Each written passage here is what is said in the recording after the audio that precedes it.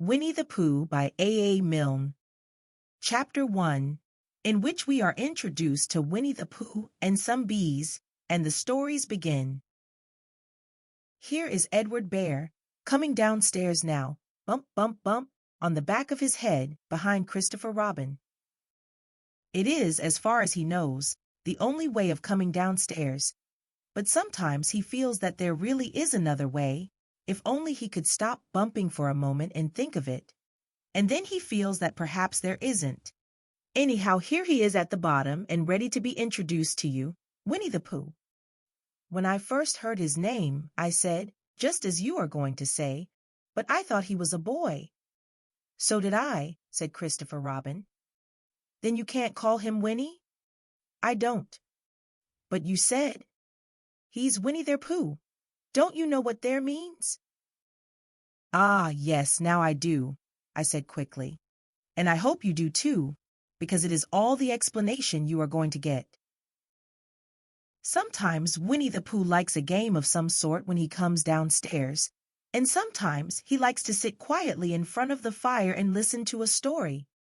This evening. What about a story? Said Christopher Robin. What about a story? I said.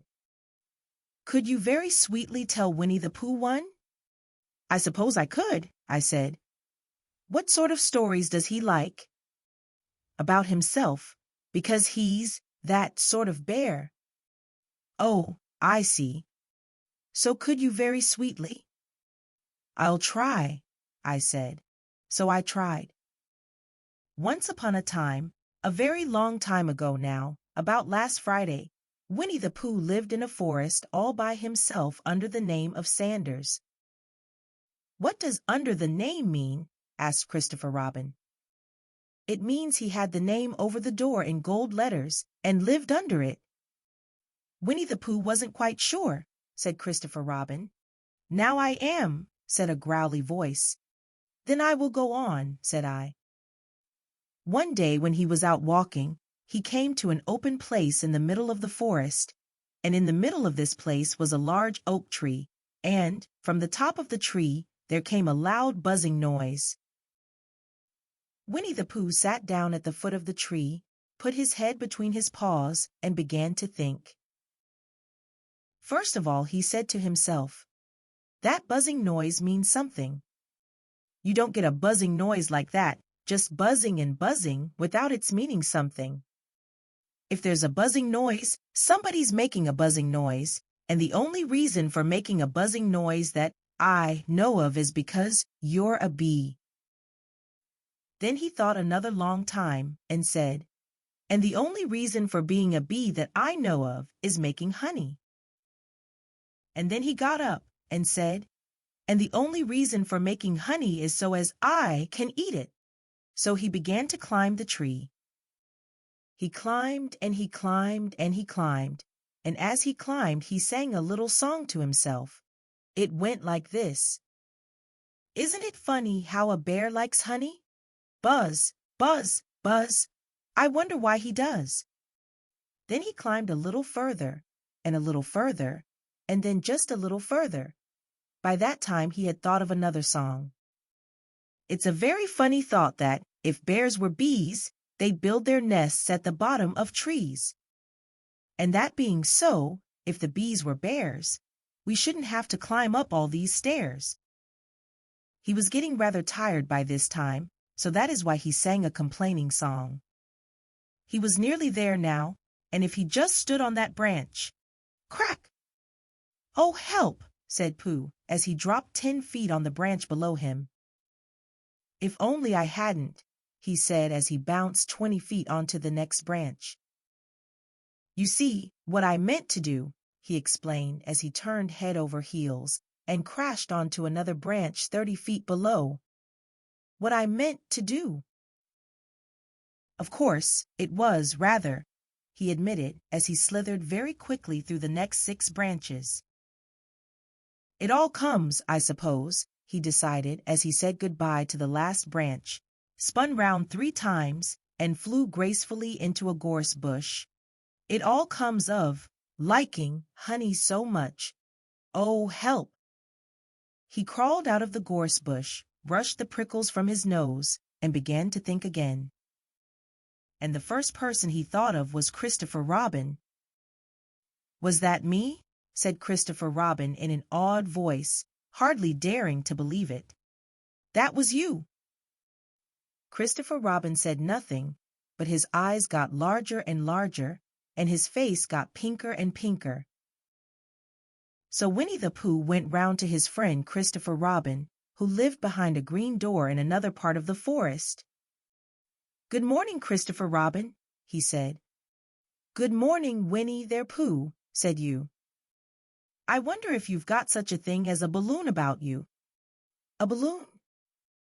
"Yes, I just said to myself coming along, I wonder if Christopher Robin has such a thing as a balloon about him. I just said it to myself, thinking of balloons and wondering." "What do you want a balloon for?" you said. Winnie the Pooh looked round to see that nobody was listening, put his paw to his mouth, and said in a deep whisper, "Honey." "But you don't get honey with balloons." "I do," said Pooh.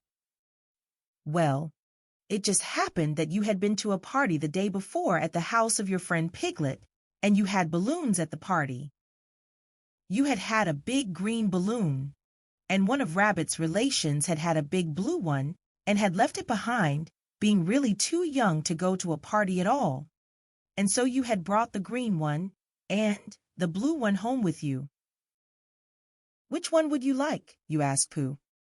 He put his head between his paws and thought very carefully. "It's like this," he said. "When you go after honey with a balloon, the great thing is not to let the bees know you're coming. Now, if you have a green balloon, they might think you are only part of the tree and not notice you. And if you have a blue balloon, they might think you were only part of the sky and not notice you. And the question is, which is most likely?" "Wouldn't they notice you underneath the balloon?" you asked. "They might or they might not," said Winnie the Pooh. "You never can tell with bees." He thought for a moment and said, "I shall try to look like a small black cloud. That will deceive them." "Then you had better have the blue balloon," you said, and so it was decided. Well, you both went out with the blue balloon, and you took your gun with you just in case, as you always did, and Winnie the Pooh went to a very muddy place that he knew of and rolled until he was black all over. And then, when the balloon was blown up as big, and you and Pooh were both holding on to the string, you let go suddenly, and Pooh Bear floated gracefully up into the sky and stayed there level with the top of the tree and about 20 feet away from it. "Hooray!" you shouted. "Isn't that fine?" shouted Winnie the Pooh down to you. "What do I look like?" "You look like a bear holding on to a balloon," you said. "Not," said Pooh anxiously, "not like a small black cloud in a blue sky." "Not very much." "Ah, well, perhaps from up here it looks different. And as I say, you never can tell with bees." There was no wind to blow him nearer to the tree, so there he stayed. He could see the honey, he could smell the honey, but he couldn't quite reach the honey. After a little while he called down to you. "Christopher Robin," he said in a loud whisper. "Hello. I think the bees suspect something." "What sort of thing?" "I don't know, but something tells me that they're suspicious. Perhaps they think that you're after their honey." "It may be that. You never can tell with bees." There was another little silence, and then he called down to you again. "Christopher Robin." "Yes." "Have you an umbrella in your house?" "I think so." "I wish you would bring it out here and walk up and down with it, and look up at me every now and then and say, 'Tut, tut, it looks like rain.' I think, if you did that, it would help the deception which we are practicing on these bees." Well, you laughed to yourself, silly old bear, but you didn't say it aloud because you were so fond of him, and you went home for your umbrella. Oh, there you are. called down Winnie the Pooh as soon as you got back to the tree. I was beginning to get anxious. I have discovered that the bees are now definitely suspicious. Shall I put my umbrella up? You said. Yes, but wait a moment. We must be practical. The important bee to deceive is the queen bee. Can you see which is the queen bee from down there? No. A pity. Well now, if you walk up and down with your umbrella saying, "Tut tut, it looks like rain," I shall do what I can by singing a little cloud song, such as a cloud might sing. Go. So, while you walked up and down and wondered if it would rain, Winnie the Pooh sang this song. How sweet to be a cloud floating in the blue. Every little cloud always sings aloud. How sweet to be a cloud floating in the blue. It makes him very proud to be a little cloud. The bees were still buzzing as suspiciously as ever. Some of them, indeed, left their nests and flew all round the cloud as it began the second verse of this song. And one bee sat down on the nose of the cloud for a moment, and then got up again. "Christopher, our Robin," called out the cloud. "Yes." "I have just been thinking, and I have come to a very important decision. These are the wrong sort of bees." "Are they?" "Quite the wrong sort. So, I should think they would make the wrong sort of honey, shouldn't you?" "Would they?" "Yes, so I think I shall come down." "How?" asked you. Winnie the Pooh hadn't thought about this. If he let go of the string, he would fall, bump, and he didn't like the idea of that. So he thought for a long time, and then he said, "Christopher Robin, you must shoot the balloon with your gun. Have you got your gun?" "Of course I have," you said. "But if I do that, it will spoil the balloon," you said. "But if you don't," said Pooh, "I shall have to let go, and that would spoil me." When he put it like this, you saw how it was, and you aimed very carefully at the balloon and fired. "Ow!" said Pooh. "Did I miss?" you asked. "You didn't exactly miss," said Pooh, "but you missed the balloon." "I'm so sorry," you said, and you fired again, and this time you hit the balloon, and the air came slowly out, and Winnie the Pooh floated down to the ground. But his arms were so stiff from holding on to the string of the balloon all that time that they stayed up straight in the air for more than a week, and whenever a fly came and settled on his nose, he had to blow it off. And I think, but I am not sure that is why he was always called Pooh. "Is that the end of the story?" asked Christopher Robin. "That's the end of that one. There are others. About Pooh and me?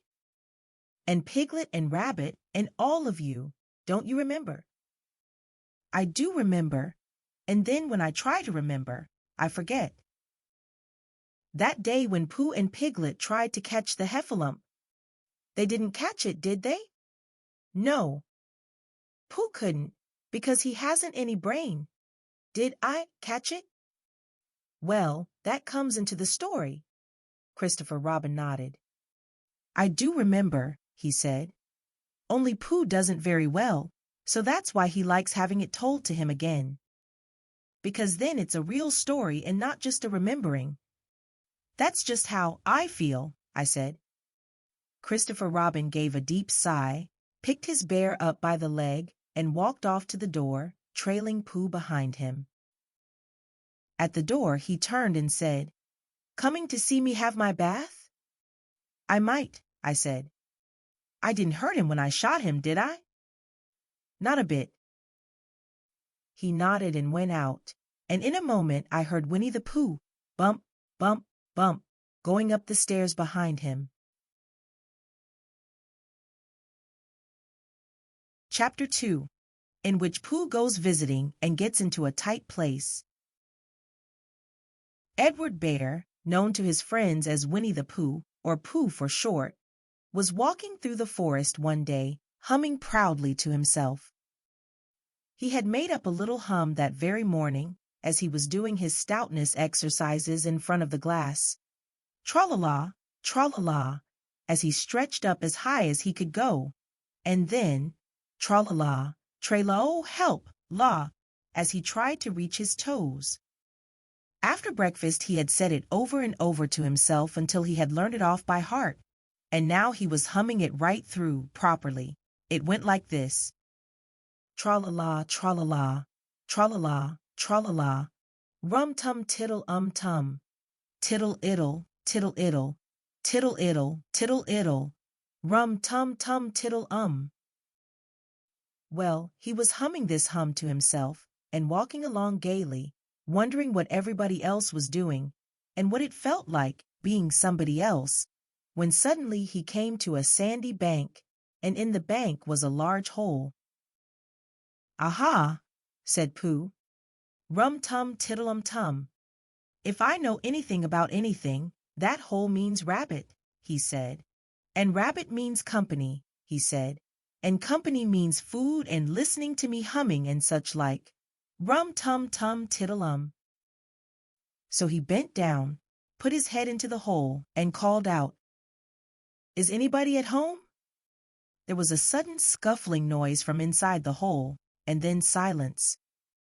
"What I said was, 'Is anybody at home?'" called out Pooh very loudly. "No," said a voice, and then added, "You needn't shout so loud. I heard you quite well the first time." "Bother," said Pooh. "Isn't there anybody here at all?" "Nobody."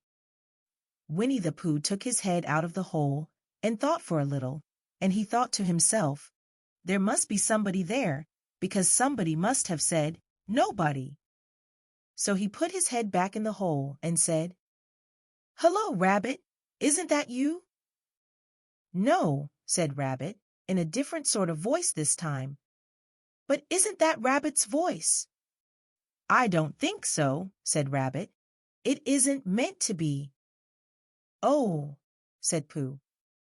He took his head out of the hole and had another think, and then he put it back and said, "Well, could you very kindly tell me where Rabbit is?" "He has gone to see his friend Pooh Bear, who is a great friend of his." "But this is me," said Bear, very much surprised. "What sort of me?" "Pooh Bear." "Are you sure?" said Rabbit, still more surprised. Quite sure," said Pooh. "Oh, well then, come in." So Pooh pushed and pushed and pushed his way through the hole, and at last he got in. "You were quite right," said Rabbit, looking at him all over. "It is you, glad to see you." "Who did you think it was?" "Well, I wasn't sure. You know how it is in the forest. One can't have anybody coming into one's house. One has to be careful. What about a mouthful of something?" Pooh always liked a little something at 11 o'clock in the morning, and he was very glad to see Rabbit getting out the plates and mugs. And when Rabbit said, "Honey or condensed milk with your bread?" he was so excited that he said, "Both." And then, so as not to seem greedy, he added, "But don't bother about the bread, please." And for a long time after that he said nothing, until at last, humming to himself in a rather sticky voice, he got up, shook Rabbit lovingly by the paw, and said that he must be going on. "Must you?" said Rabbit politely. "Well," said Pooh, "I could stay a little longer if you," and he tried very hard to look in the direction of the larder. "As a matter of fact," said Rabbit, "I was going out myself directly." "Oh, well then, I'll be going on. Goodbye." "Well, goodbye, if you're sure you won't have any more." "Is there any more?" asked Pooh quickly. Rabbit took the covers off the dishes and said, "No, there wasn't." "I thought not," said Pooh, nodding to himself. "Well, goodbye, I must be going on." So he started to climb out of the hole.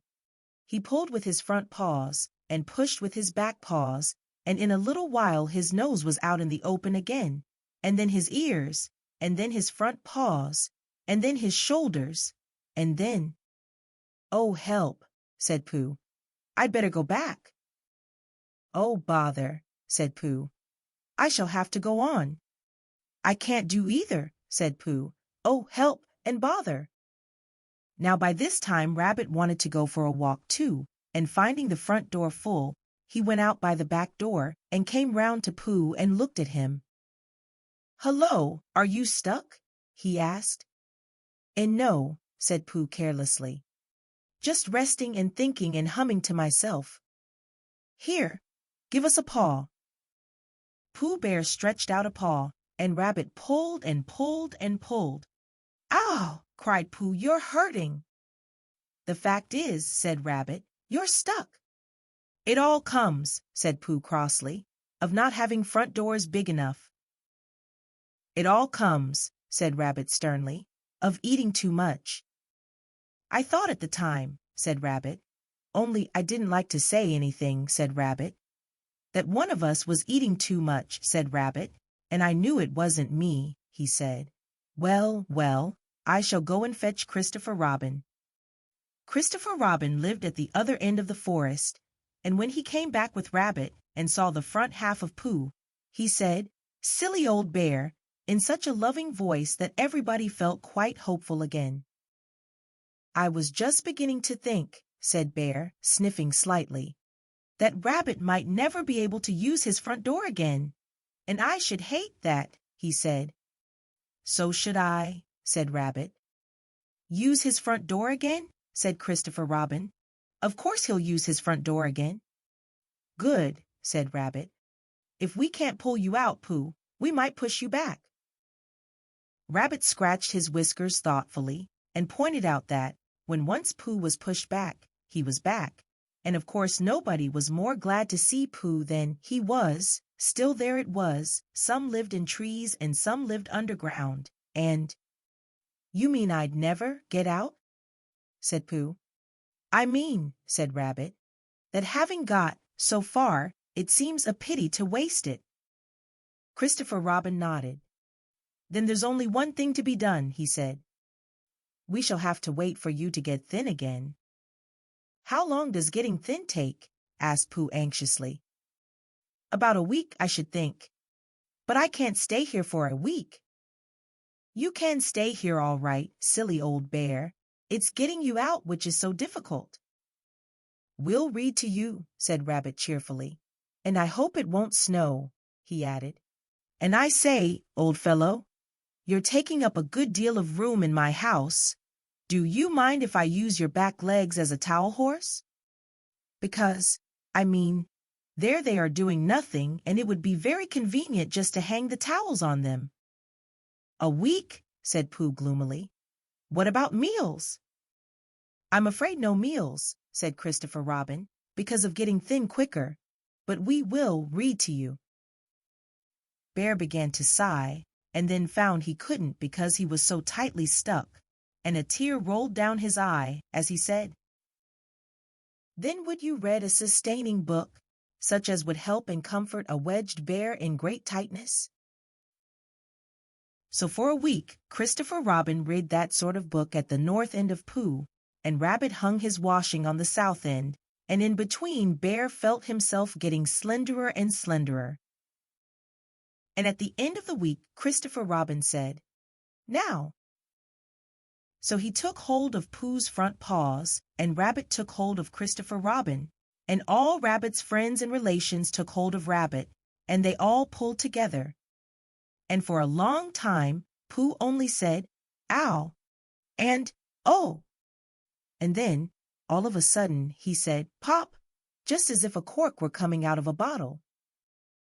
And Christopher Robin and Rabbit and all Rabbit's friends and relations went head over heels backwards, and on the top of them came Winnie the Pooh free. So, with a nod of thanks to his friends, he went on with his walk through the forest, humming proudly to himself. But Christopher Robin looked after him lovingly and said to himself, "Silly old bear." Chapter 3, in which Pooh and Piglet go hunting and nearly catch a woozle. The Piglet lived in a very grand house in the middle of a beech tree, and the beech tree was in the middle of the forest, and the Piglet lived in the middle of the house. Next to his house was a piece of broken board which had Trespassers W on it. When Christopher Robin asked the piglet what it meant, he said it was his grandfather's name, and had been in the family for a long time. Christopher Robin said, "You couldn't be called Trespassers W," and Piglet said, "Yes, you could, because his grandfather was, and it was short for Trespassers Will, which was short for Trespassers William. And his grandfather had had two names in case he lost one, Trespassers after an uncle, and William after Trespassers." "I've got two names," said Christopher Robin carelessly. "Well, there you are, that proves it," said Piglet. One fine winter's day when Piglet was brushing away the snow in front of his house, he happened to look up, and there was Winnie the Pooh.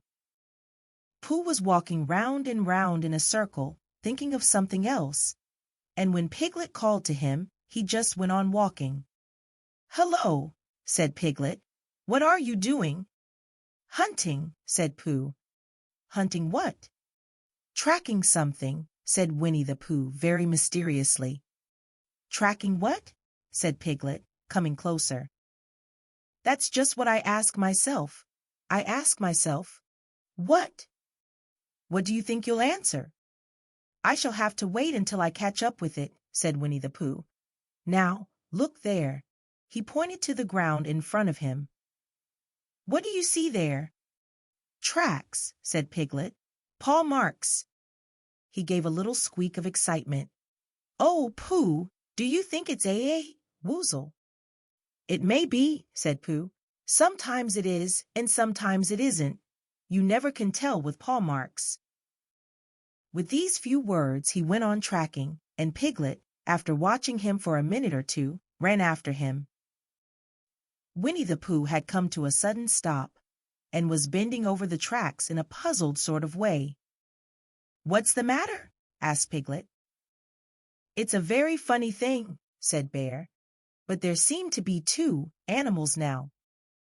This whatever it was has been joined by another whatever it is, and the two of them are now proceeding in company. Would you mind coming with me, Piglet, in case they turn out to be hostile animals?"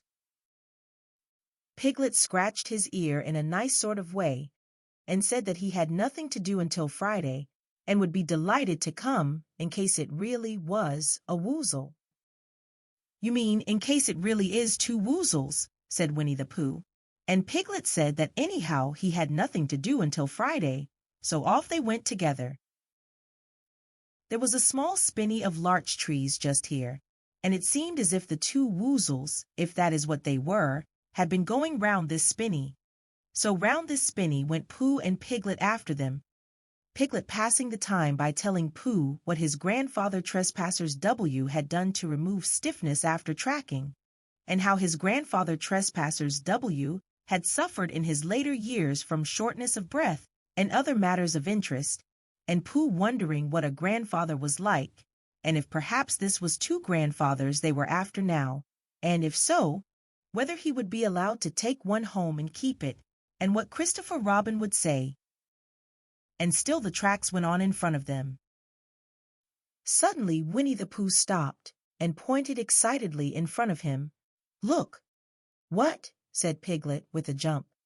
And then, to show that he hadn't been frightened, he jumped up and down once or twice more in an exercising sort of way. "The tracks," said Pooh. "A third animal has joined the other two." "Pooh!" cried Piglet. "Do you think it is another WOOZLE?" "No," said Pooh, "because it makes different marks. It is either two WOOZLES and one, as it might be, WIZZLE, or two, as it might be, WIZZLES and one, if so it is WOOZLE. Let us continue to follow them." So they went on, feeling just a little anxious now, in case the three animals in front of them were of hostile intent, and Piglet wished very much that his grandfather W were there, instead of elsewhere, and Pooh thought how nice it would be if they met Christopher Robin suddenly, but quite accidentally, and only because he liked Christopher Robin so much. And then, all of a sudden, Winnie the Pooh stopped again, and licked the tip of his nose in a cooling manner, for he was feeling more hot and anxious than ever in his life before. There were 4 animals in front of them. "Do you see, Piglet? Look at their tracks." 3, as it were, WOOZLEs, and 1, as it was, WOOZLE. Another WOOZLE has joined them. And so it seemed to be. There were the tracks, crossing over each other here, getting muddled up with each other there, but quite plainly every now and then, the tracks of 4 sets of paws. "I think," said Piglet, when he had licked the tip of his nose too, and found that it brought very little comfort, "I think that I have just remembered something. I have just remembered something that I forgot to do yesterday and shan't be able to do tomorrow. So I suppose I really ought to go back and do it now." "We'll do it this afternoon, and I'll come with you," said Pooh. "It isn't the sort of thing you can do in the afternoon," said Piglet quickly. "It's a very particular morning thing that has to be done in the morning, and if possible, between the hours of— what would you say the time was?" "About 12, said Winnie the Pooh, looking at the sun. "Between, as I was saying, the hours of 12 and 12:05. So really, dear old Pooh, if you'll excuse me, what's that?" Pooh looked up at the sky, and then, as he heard the whistle again, he looked up into the branches of a big oak tree, and then he saw a friend of his. "It's Christopher Robin," he said. "Ah, then you'll be all right," said Piglet. "You'll be quite safe with him. Goodbye," and he trotted off home as quickly as he could, very glad to be out of all danger again. Christopher Robin came slowly down his tree. "Silly old bear," he said. "What were you doing? First you went round the spinney twice by yourself, and then Piglet ran after you, and you went round again together. And then you were just going round a 4th time." "Wait a moment," said Winnie the Pooh, holding up his paw. He sat down and thought, in the most thoughtful way he could think. Then he fitted his paw into one of the tracks, and then he scratched his nose twice and stood up. "Yes," said Winnie the Pooh. "I see now," said Winnie the Pooh. "I have been foolish and deluded," said he, "and I am a bear of no brain at all." "You're the best bear in all the world," said Christopher Robin soothingly. "Am I?" said Pooh hopefully. And then he brightened up suddenly. "Anyhow," he said, "it is nearly luncheon time." So he went home for it. Chapter 4, in which Eeyore loses a tail and Pooh finds one. The old gray donkey, Eeyore, stood by himself in a thistly corner of the forest, his front feet well apart, his head on one side, and thought about things. Sometimes he thought sadly to himself, "Why?" And sometimes he thought, "Wherefore?" And sometimes he thought, "Inasmuch as which?" And sometimes he didn't quite know what he was thinking about. So when Winnie the Pooh came stumping along, Eeyore was very glad to be able to stop thinking for a little in order to say, "How do you do?" in a gloomy manner to him. "And how are you?" said Winnie the Pooh. Eeyore shook his head from side to side. "Not very how," he said. "I don't seem to have felt at all how for a long time." "Dear, dear," said Pooh, "I'm sorry about that. Let's have a look at you." So Eeyore stood there, gazing sadly at the ground, and Winnie the Pooh walked all round him once. "Why, what's happened to your tail?" he said in surprise. "What has happened to it?" said Eeyore. "It isn't there." "Are you sure?"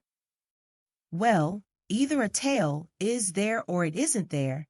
You can't make a mistake about it, and yours isn't there." "Then what is?" "Nothing." "Let's have a look," said Eeyore, and he turned slowly round to the place where his tail had been a little while ago, and then, finding that he couldn't catch it up, he turned round the other way until he came back to where he was at first, and then he put his head down and looked between his front legs, and at last he said, with a long, sad sigh, "I believe you're right.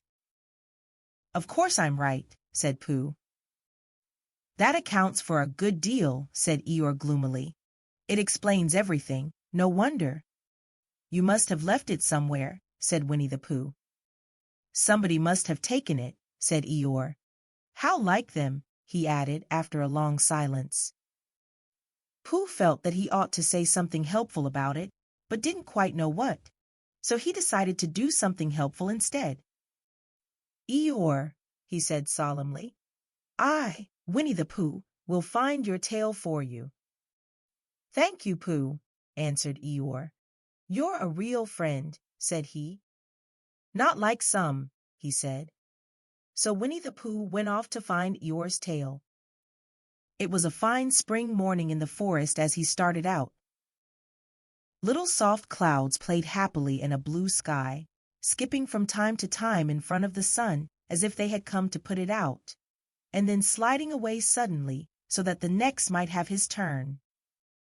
Through them and between them the sun shone bravely, and a copse which had worn its furs all the year round seemed old and dowdy now beside the new green lace which the beeches had put on so prettily. Through copse and spinney marched Bear, down open slopes of gorse and heather, over rocky beds of streams, up steep banks of sandstone into the heather again, and so at last, tired and hungry, to the 100-acre wood. For it was in the 100-acre wood that Owl lived. And if anyone knows anything about anything, said Bear to himself, it's Owl who knows something about something, he said. Or my name's not Winnie the Pooh, he said. Which it is, he added.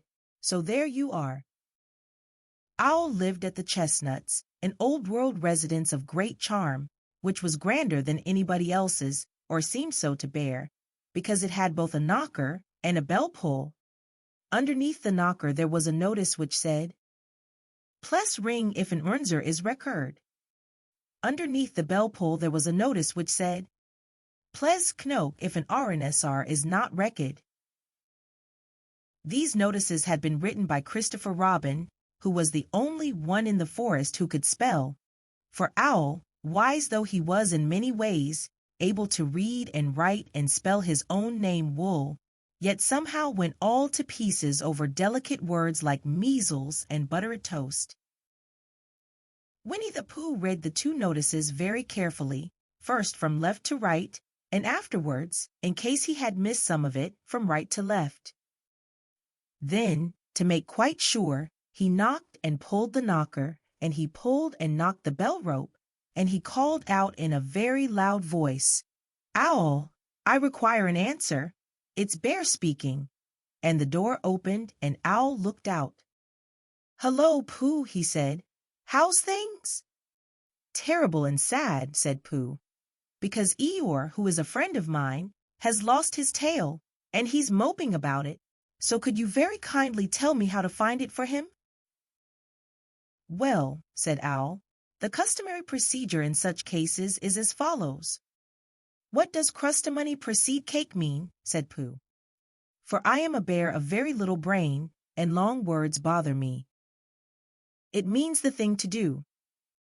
As long as it means that, I don't mind, said Pooh humbly. The thing to do is as follows. First, issue a reward, then. Just a moment, said Pooh, holding up his paw. What do we do to this, what you were saying?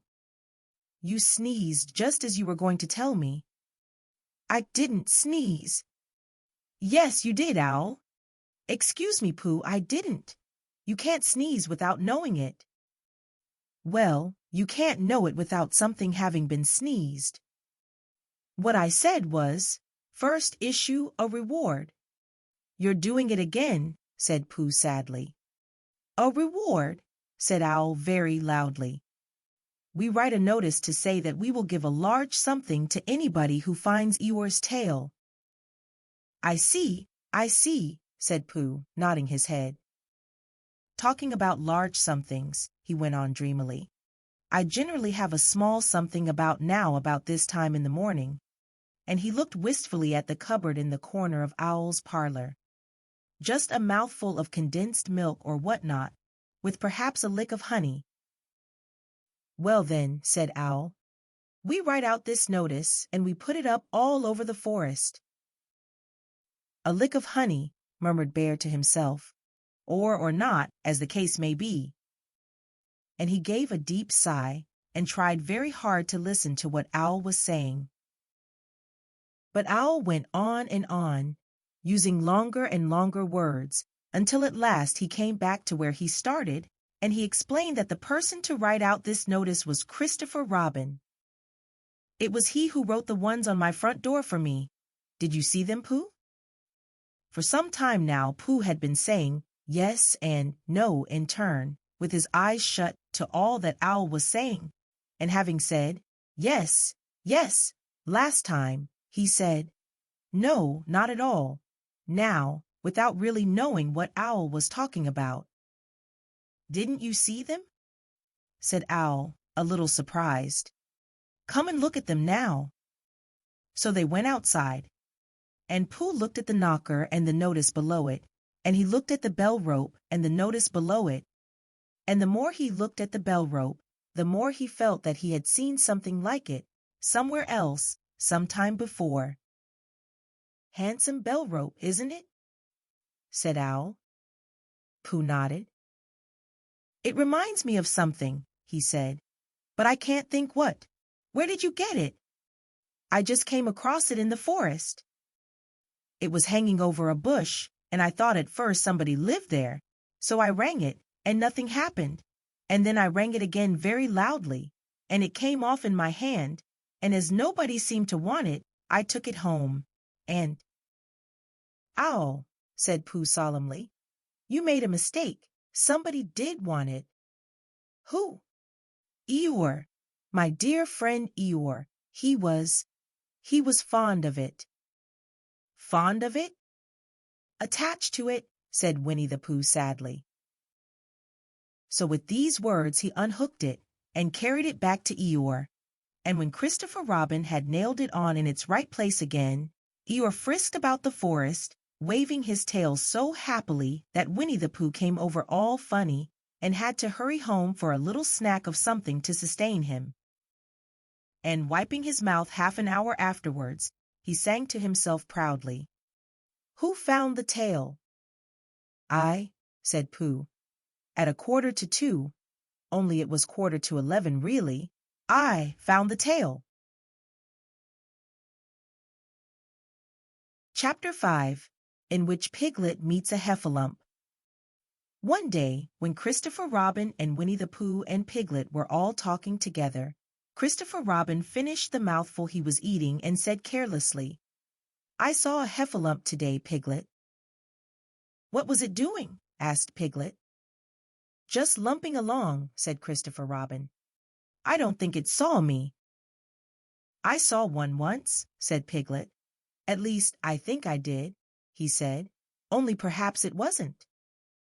"So did I," said Pooh, wondering what a heffalump was like. "You don't often see them," said Christopher Robin carelessly. "Not now," said Piglet. "Not at this time of year," said Pooh. Then they all talked about something else, until it was time for Pooh and Piglet to go home together. At first, as they stumped along the path which edged the 100-acre wood, they didn't say much to each other, but when they came to the stream and had helped each other across the stepping stones and were able to walk side by side again over the heather, they began to talk in a friendly way about this and that, and Piglet said, "If you see what I mean, Pooh," and Pooh said, "It's just what I think myself, Piglet," and Piglet said, "But on the other hand, Pooh, we must remember," and Pooh said, "Quite true, Piglet, although I had forgotten it for the moment." And then, just as they came to the 6 pine trees, Pooh looked round to see that nobody else was listening, and said in a very solemn voice, "Piglet, I have decided something." "What have you decided, Pooh?" "I have decided to catch a heffalump." Pooh nodded his head several times as he said this, and waited for Piglet to say, "How?" or "Pooh, you couldn't," or something helpful of that sort, but Piglet said nothing. The fact was Piglet was wishing that He had thought about it first. "I shall do it," said Pooh, after waiting a little longer, "by means of a trap. And it must be a cunning trap, so you will have to help me, Piglet." "Pooh," said Piglet, feeling quite happy again now, "I will." And then he said, "How shall we do it?" And Pooh said, "That's just it. How?" And then they sat down together to think it out. Pooh's first idea was that they should dig a very deep pit, and then the heffalump would come along and fall into the pit, and— "Why?" said Piglet. "Why what?" said Pooh. "Why would he fall in?" Pooh rubbed his nose with his paw and said that the heffalump might be walking along, humming a little song and looking up at the sky, wondering if it would rain, and so he wouldn't see the very deep pit until he was halfway down, when it would be too late. Piglet said that this was a very good trap, but supposing it were raining already? Pooh rubbed his nose again and said that he hadn't thought of that. And then he brightened up and said that, if it were raining already, the heffalump would be looking at the sky wondering if it would clear up, and so he wouldn't see the very deep pit until he was halfway down, when it would be too late. Piglet said that, now that this point had been explained, he thought it was a cunning trap. Pooh was very proud when he heard this, and he felt that the heffalump was as good as caught already, but there was just one other thing which had to be thought about, and it was this: where should they dig the very deep pit? Piglet said that the best place would be somewhere where a heffalump was, just before he fell into it, only about a foot farther on. "But then he would see us digging it," said Pooh. "Not if he was looking at the sky." "He would suspect," said Pooh, "if he happened to look down." He thought for a long time and then added sadly, "It isn't as easy as I thought. I suppose that's why heffalumps hardly ever get caught." "That must be it," said Piglet. They sighed and got up, and when they had taken a few gorse prickles out of themselves, they sat down again, and all the time Pooh was saying to himself, "If only I could think of something." For he felt sure that a very clever brain could catch a heffalump if only he knew the right way to go about it. "Suppose," he said to Piglet, "you wanted to catch me, how would you do it?" "Well," said Piglet, "I should do it like this.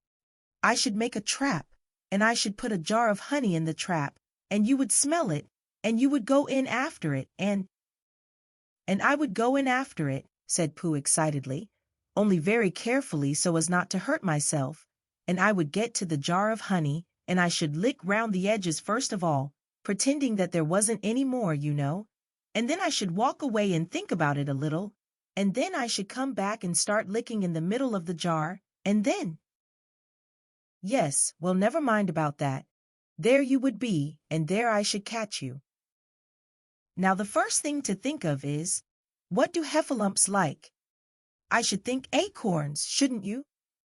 We'll get a lot of— I say, wake up, Pooh!" Pooh, who had gone into a happy dream, woke up with a start, and said that honey was a much more trappy thing than acorns. Piglet didn't think so, and they were just going to argue about it, when Piglet remembered that, if they put acorns in the trap, he would have to find the acorns, but if they put honey, then Pooh would have to give up some of his own honey, so he said, "All right, honey then," just as Pooh remembered it too, and was going to say, "All right, acorns." "Honey," said Piglet to himself in a thoughtful way, as if it were now settled. "I'll dig the pit, while you go and get the honey." "Very well," said Pooh, and he stumped off. As soon as he got home, he went to the larder, and he stood on a chair and took down a very large jar of honey from the top shelf. It had honey written on it, but just to make sure, he took off the paper cover and looked at it, and it looked just like honey. "But you never can tell," said Pooh. "I remember my uncle saying once that he had seen cheese just this color." So he put his tongue in and took a large lick. "Yes," he said, "it is, no doubt about that." And honey, I should say, right down to the bottom of the jar. Unless, of course, he said, somebody put cheese in at the bottom just for a joke. Perhaps I had better go a little further, just in case heffalumps don't like cheese, same as me. Ah! And he gave a deep sigh. I was right. It is, honey, right the way down. Having made certain of this, he took the jar back to Piglet, and Piglet looked up from the bottom of his very deep pit and said, Got it? And Pooh said, Yes, but it isn't quite a full jar, and he threw it down to Piglet, and Piglet said, No, it isn't. Is that all you've got left? And Pooh said, Yes, because it was. So Piglet put the jar at the bottom of the pit and climbed out, and they went off home together. Well, good night, Pooh, said Piglet, when they had got to Pooh's house. And we meet at 6 o'clock tomorrow morning by the pine trees, and see how many heffalumps we've got in our trap. 6 o'clock, Piglet, and have you got any string? No. Why do you want string? To lead them home with. Oh, I think heffalumps come if you whistle. Some do and some don't. You never can tell with heffalumps. Well, good night. Good night.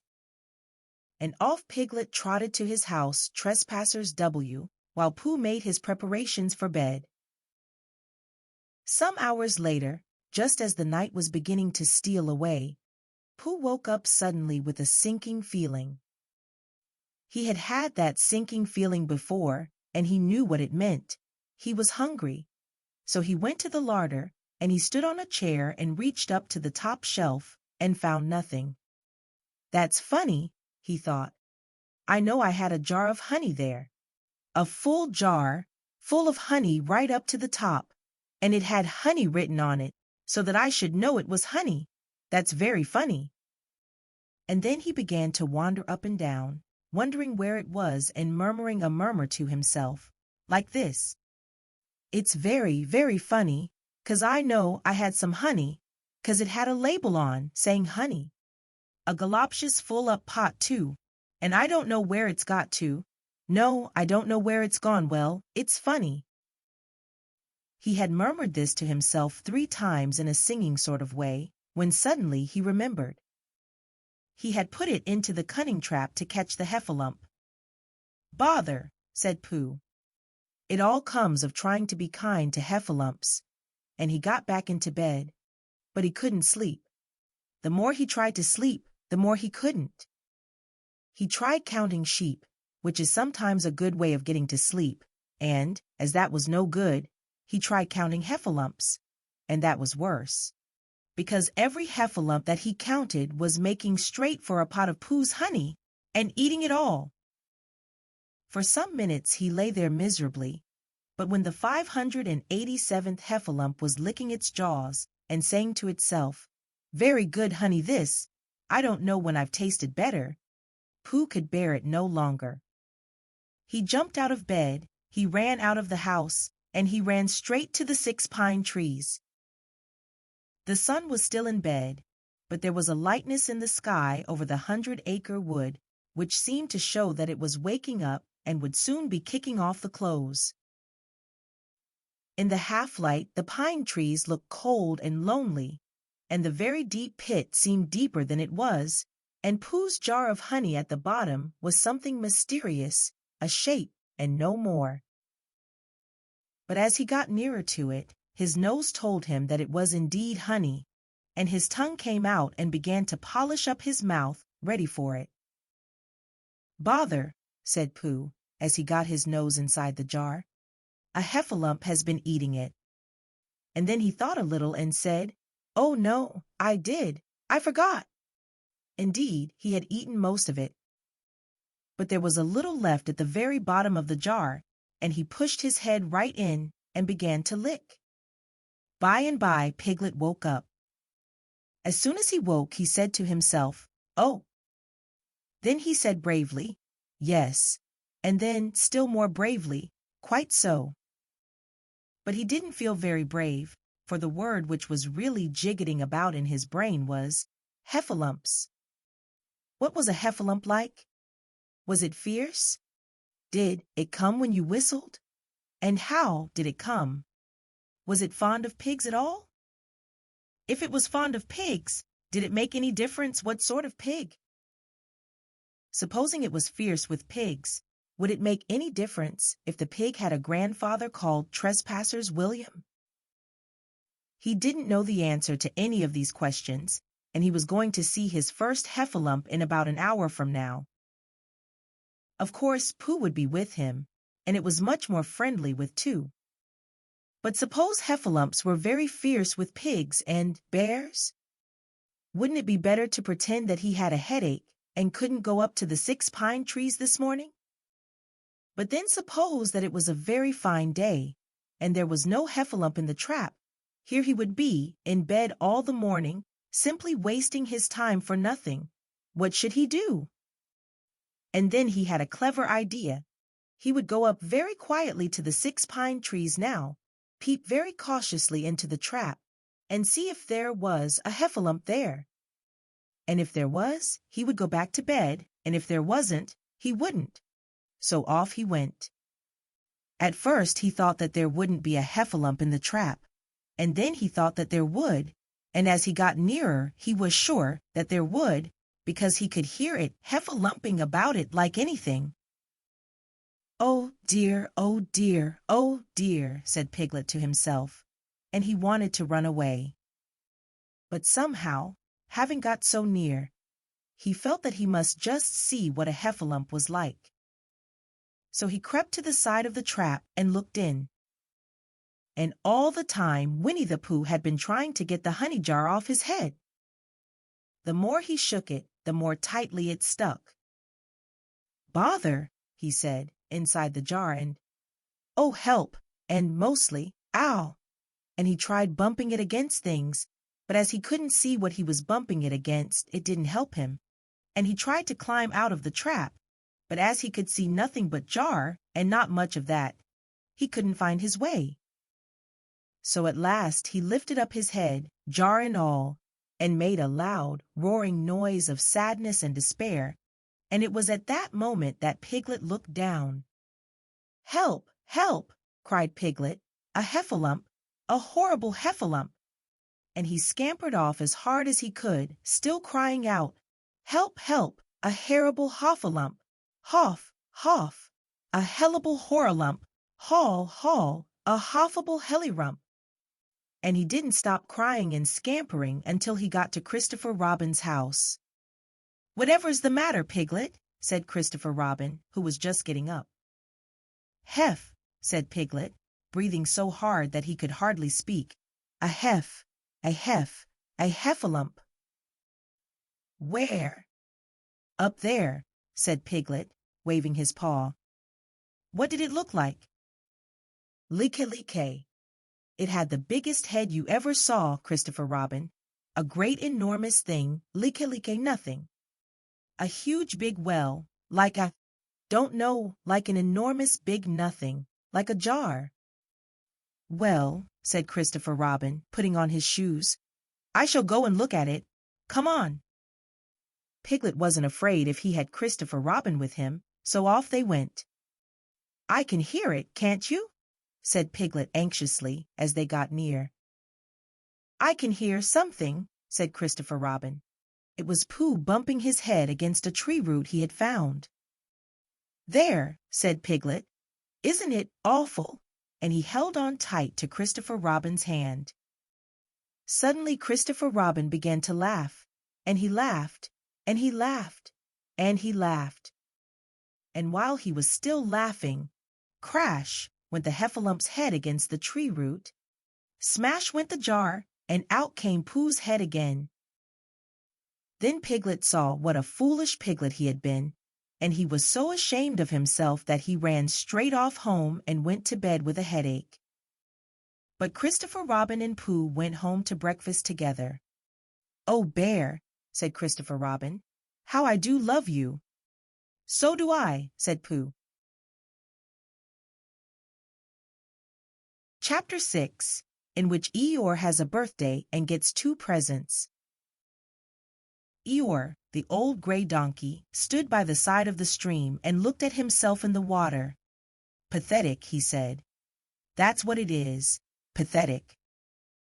He turned and walked slowly down the stream for 20 yards, splashed across it, and walked slowly back on the other side. Then he looked at himself in the water again. As I thought, he said, no better from this side. But nobody minds.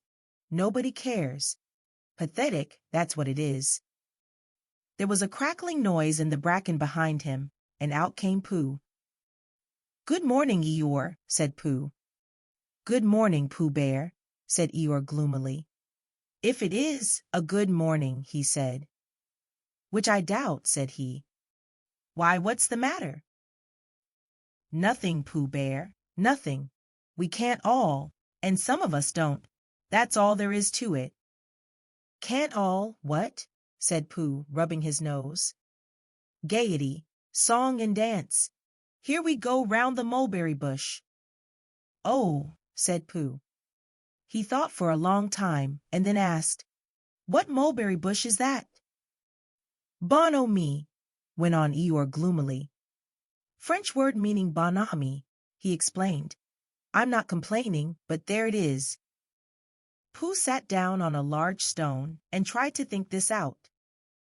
It sounded to him like a riddle, and he was never much good at riddles, being a bear of very little brain. So he sang Cottleston Pie instead. Cottleston, Cottleston, Cottleston Pie, a fly can't bird, but a bird can fly. Ask me a riddle and I reply. Cottleston, Cottleston, Cottleston Pie. That was the first verse. When he had finished it, Eeyore didn't actually say that he didn't like it, so Pooh very kindly sang the second verse to him. Cottleston, Cottleston, Cottleston Pie, a fish can't whistle and neither can I. Ask me a riddle and I reply. Cottleston, Cottleston, Cottleston Pie. Eeyore still said nothing at all, so Pooh hummed the third verse quietly to himself.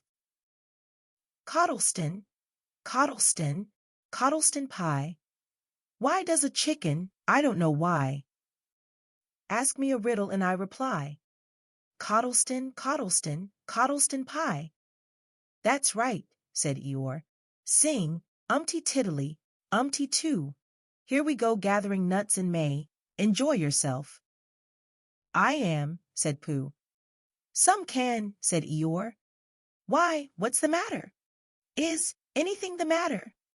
You seem so sad, Eeyore. Sad? Why should I be sad? It's my birthday, the happiest day of the year. Your birthday, said Pooh in great surprise. Of course it is. Can't you see? Look at all the presents I have had. He waved a foot from side to side. Look at the birthday cake, candles and pink sugar. Pooh looked first to the right and then to the left. Presents, said Pooh. Birthday cake, said Pooh. Where? Can't you see them? No, said Pooh. Neither can I, said Eeyore. Joke, he explained. Ha ha. Pooh scratched his head, being a little puzzled by all this. But is it really your birthday? He asked. It is. Oh, well, many happy returns of the day, Eeyore. And many happy returns to you, Pooh Bear. But it isn't my birthday. No, it's mine. But you said many happy returns. Well, why not? You don't always want to be miserable on my birthday, do you? Oh, I see, said Pooh. It's bad enough, said Eeyore, almost breaking down, being miserable myself, what with no presents and no cake and no candles, and no proper notice taken of me at all, but if everybody else is going to be miserable too. This was too much for Pooh. Stay there, he called to Eeyore, as he turned and hurried back home as quick as he could, for he felt that he must get poor Eeyore a present of some sort at once, and he could always think of a proper one afterwards. Outside his house he found Piglet, jumping up and down trying to reach the knocker. Hello, Piglet, he said. "Hello, Pooh," said Piglet. "What are you trying to do?" "I was trying to reach the knocker," said Piglet. "I just came round." "Let me do it for you," said Pooh kindly. So he reached up and knocked at the door. "I have just seen Eeyore," he began. "And poor Eeyore is in a very sad condition, because it's his birthday, and nobody has taken any notice of it, and he's very gloomy, you know what Eeyore is, and there he was, and what a long time whoever lives here is answering this door." And he knocked again. "But Pooh," said Piglet, "it's your own house." "Oh," said Pooh. "So it is," he said. "Well, let's go in." So in they went. The first thing Pooh did was to go to the cupboard to see if he had quite a small jar of honey left, and he had, so he took it down. "I'm giving this to Eeyore," he explained, "as a present. What are you going to give?" "Couldn't I give it too?" said Piglet. "From both of us?" "No," said Pooh. "That would not be a good plan." "All right then, I'll give him a balloon. I've got one left from my party. I'll go and get it now, shall I?" "That, Piglet, is a very good idea. It is just what Eeyore wants to cheer him up. Nobody can be uncheered with a balloon." So off Piglet trotted, and in the other direction went Pooh with his jar of honey. It was a warm day, and he had a long way to go.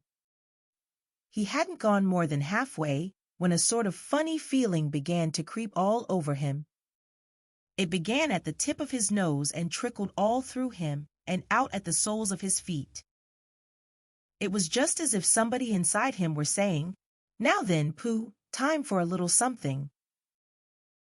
"Dear, dear," said Pooh, "I didn't know it was as late as that." So he sat down and took the top off his jar of honey. "Lucky I brought this with me," he thought. Many a bear going out on a warm day like this would never have thought of bringing a little something with him, and he began to eat. "Now let me see," he thought, as he took his last lick of the inside of the jar. "Where was I going? Ah, yes, Eeyore." He got up slowly, and then, suddenly, he remembered. He had eaten Eeyore's birthday present. "Bother," said Pooh. "What shall I do? I must give him something." For a little while he couldn't think of anything. Then he thought, "Well, it's a very nice pot, even if there's no honey in it, and if I washed it clean and got somebody to write, 'Come a happy birthday,' on it, Eeyore could keep things in it, which might be useful." So, as he was just passing the 100 Acre Wood, he went inside to call on Owl, who lived there. "Good morning, Owl," he said. "Good morning, Pooh," said Owl. "Many happy returns of Eeyore's birthday," said Pooh. "Oh, is that what it is? What are you giving him, Owl?" "What are you giving him, Pooh?" "I'm giving him a useful pot to keep things in, and I wanted to ask you." "Is this it?" said Owl, taking it out of Pooh's paw. "Yes, and I wanted to ask you." "Somebody has been keeping honey in it," said Owl. "You can keep anything in it," said Pooh earnestly. "It's very useful like that, and I wanted to ask you, you ought to write, 'Comma a happy birthday' on it." "That was what I wanted to ask you," said Pooh, "because my spelling is wobbly. It's good spelling, but it wobbles, and the letters get in the wrong places. Would you write a happy birthday on it for me?" "It's a nice pot," said Owl, looking at it all round. "Couldn't I give it too, from both of us?" "No," said Pooh, "that would not be a good plan. Now I'll just wash it first, and then you can write on it." Well, he washed the pot out and dried it, while Owl licked the end of his pencil and wondered how to spell birthday. "Can you read, Pooh?" he asked a little anxiously. "There's a notice about knocking and ringing outside my door, which Christopher Robin wrote. Could you read it? Christopher Robin told me what it said, and then I could." "Well, I'll tell you what this says," and then you'll be able to. So Owl wrote, and this is what he wrote. Hippy pappy, fifty. Pooh looked on admiringly. I'm just saying a happy birthday, said Owl carelessly. It's a nice long one, said Pooh, very much impressed by it. Well, actually, of course, I'm saying a very happy birthday with love from Pooh. Naturally, it takes a good deal of pencil to say a long thing like that. Oh, I see, said Pooh. While all this was happening, Piglet had gone back to his own house to get Eeyore's balloon. He held it very tightly against himself so that it shouldn't blow away, and he ran as fast as he could so as to get to Eeyore before Pooh did, for he thought that he would like to be the first one to give a present, just as if he had thought of it without being told by anybody. And running along, and thinking how pleased Eeyore would be, he didn't look where he was going, and suddenly he put his foot in a rabbit hole, and fell down flat on his face. Bang! Piglet lay there, wondering what had happened. At first, he thought that the whole world had blown up, and then he thought that perhaps only the forest part of it had. And then he thought that perhaps only he had, and he was now alone in the moon or somewhere, and would never see Christopher Robin or Pooh or Eeyore again. And then he thought, well, even if I'm in the moon, I needn't be face downwards all the time. So he got cautiously up and looked about him. He was still in the forest. Well, that's funny, he thought. I wonder what that bang was. I couldn't have made such a noise just falling down. And where's my balloon? And what's that small piece of damp rag doing? It was the balloon. Oh dear, said Piglet. Oh dear, oh dearie, dearie, dear. Well, it's too late now. I can't go back, and I haven't another balloon. And perhaps Eeyore doesn't like balloons so very much. So he trotted on, rather sadly now, and down he came to the side of the stream where Eeyore was, and called out to him. Good morning, Eeyore, shouted Piglet. Good morning, little Piglet, said Eeyore. If it is a good morning, he said, which I doubt, said he. Not that it matters, he said. Many happy returns of the day, said Piglet, having now got closer. Eeyore stopped looking at himself in the stream, and turned to stare at Piglet. Just say that again, he said. Many Wait a moment. Balancing on 3 legs, he began to bring his 4th leg very cautiously up to his ear. I did this yesterday, he explained as he fell down for the 3rd time. It's quite easy. It's so as I can hear better. There, that's done it. Now then, what were you saying? He pushed his ear forward with his hoof. Many happy returns of the day, said Piglet again. Meaning me? Of course, Eeyore. My birthday? Yes. Me having a real birthday? Yes, Eeyore, and I've brought you a present. Eeyore took down his right hoof from his right ear, turned round, and with great difficulty put up his left hoof. I must have that in the other ear, he said. Now then. A present, said Piglet very loudly. Meaning me again? Yes. My birthday still? Of course, Eeyore. Me going on having a real birthday? Yes, Eeyore, and I brought you a balloon. Balloon, said Eeyore. You did say balloon. One of those big colored things you blow up? Gaiety, song and dance, here we are and there we are. Yes, but I'm afraid. I'm very sorry, Eeyore. But when I was running along to bring it you, I fell down. Dear, dear, how unlucky. You ran too fast, I expect. You didn't hurt yourself, little Piglet? No, but Oh, Eeyore, I burst the balloon. There was a very long silence. My balloon, said Eeyore at last. Piglet nodded. My birthday balloon? Yes, Eeyore, said Piglet, sniffing a little. Here it is. With with many happy returns of the day. And he gave Eeyore the small piece of damp rag. Is this it? Said Eeyore, a little surprised. Piglet nodded. My present? Piglet nodded again. The balloon? Yes. Thank you, Piglet, said Eeyore. You don't mind my asking, he went on, but what color was this balloon when it was a balloon?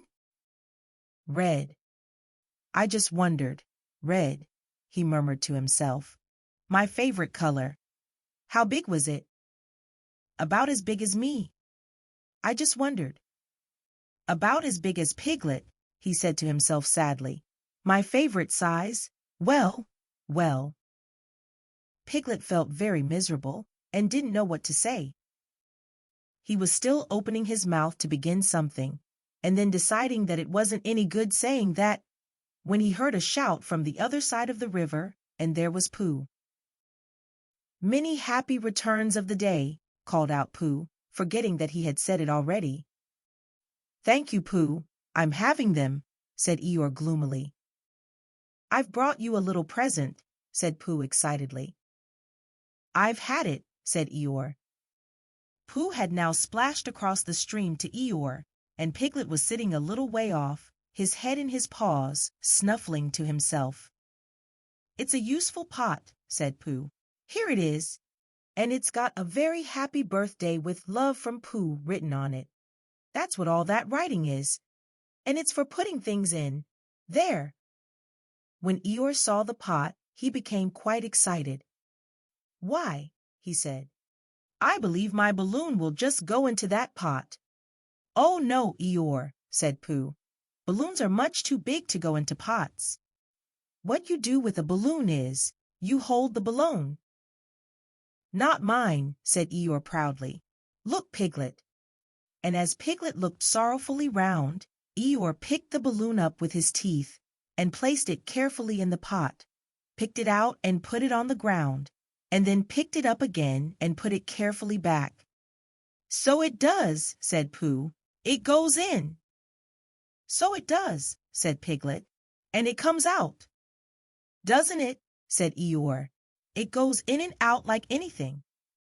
I'm very glad, said Pooh happily, that I thought of giving you a useful pot to put things in. I'm very glad, said Piglet happily, that I thought of giving you something to put in a useful pot. But Eeyore wasn't listening. He was taking the balloon out and putting it back again, as happy as could be. And didn't I give him anything? Asked Christopher Robin sadly. Of course you did, I said. You gave him, don't you remember, a little? I gave him a box of paints to paint things with. That was it. Why didn't I give it to him in the morning? You were so busy getting his party ready for him. He had a cake with icing on the top and 3 candles, and his name in pink sugar, and— Yes, I remember, said Christopher Robin. Chapter 7, in which Kanga and Baby Roo come to the forest, and Piglet has a bath. Nobody seemed to know where they came from, but there they were in the forest, Kanga and Baby Roo. When Pooh asked Christopher Robin, "How did they come here?" Christopher Robin said, in the usual way, "If you know what I mean, Pooh." And Pooh, who didn't, said, "Oh." Then he nodded his head twice and said, "In the usual way. Ah." Then he went to call upon his friend Piglet to see what he thought about it. And at Piglet's house he found Rabbit, so they all talked about it together. "What I don't like about it is this," said Rabbit. "Here are we, you Pooh, and you Piglet, and me, and suddenly—" "And Eeyore," said Pooh. "And Eeyore, and then suddenly—" "And Owl," said Pooh. "And Owl, and then all of a sudden—" "Oh, and Eeyore," said Pooh. "I was forgetting him." "Here we are," said Rabbit very slowly and carefully, "all of us, and then, suddenly, we wake up one morning and what do we find?" we find a strange animal among us, an animal of whom we have never even heard before, an animal who carries her family about with her in her pocket. Suppose I carried my family about with me in my pocket. How many pockets should I want? 16, said Piglet. 17, isn't it? Said Rabbit. And one more for a handkerchief, that's 18. 18 pockets in one suit. I haven't time. There was a long and thoughtful silence, and then Pooh, who had been frowning very hard for some minutes, said, I make it 15. What? Said Rabbit. 15. 15 what? Your family. What about them? Pooh rubbed his nose and said that he thought Rabbit had been talking about his family. Did I? Said Rabbit carelessly. Yes, you said? Never mind, Pooh, said Piglet impatiently. The question is, what are we to do about Kanga? Oh, I see, said Pooh. The best way, said Rabbit, would be this. The best way would be to steal Baby Roo and hide him, and then when Kanga says, Where's Baby Roo? We say, Aha. Aha, said Pooh, practicing. Aha, aha. Of course, he went on. We could say aha, even if we hadn't stolen Baby Roo. Pooh, said Rabbit kindly, you haven't any brain. I know, said Pooh humbly. We say aha, so that Kanga knows that we know where Baby Roo is. Aha means we'll tell you where Baby Roo is if you promise to go away from the forest and never come back. Now don't talk while I think. Pooh went into a corner and tried saying aha in that sort of voice. Sometimes it seemed to him that it did mean what Rabbit said, and sometimes it seemed to him that it didn't. I suppose it's just practice, he thought. I wonder if Kanga will have to practice too so as to understand it. There's just one thing, said Piglet, fidgeting a bit. I was talking to Christopher Robin, and he said that a Kanga was generally regarded as one of the fiercer animals. I am not frightened of fierce animals in the ordinary way, but it is well known that, if one of the fiercer animals is deprived of its young, it becomes as fierce as two of the fiercer animals, in which case, aha, is perhaps a foolish thing to say. Piglet, said Rabbit, taking out a pencil and licking the end of it, you haven't any pluck. It is hard to be brave, said Piglet, sniffing slightly, when you're only a very small animal. Rabbit, who had begun to write very busily, looked up and said, It is because you are a very small animal that you will be useful in the adventure before us. Piglet was so excited at the idea of being useful that he forgot to be frightened any more, and when Rabbit went on to say that Kangas were only fierce during the winter months, being at other times of an affectionate disposition, he could hardly sit still. He was so eager to begin being useful at once. What about me? Said Pooh sadly. I suppose I shan't be useful? Never mind, Pooh, said Piglet comfortingly.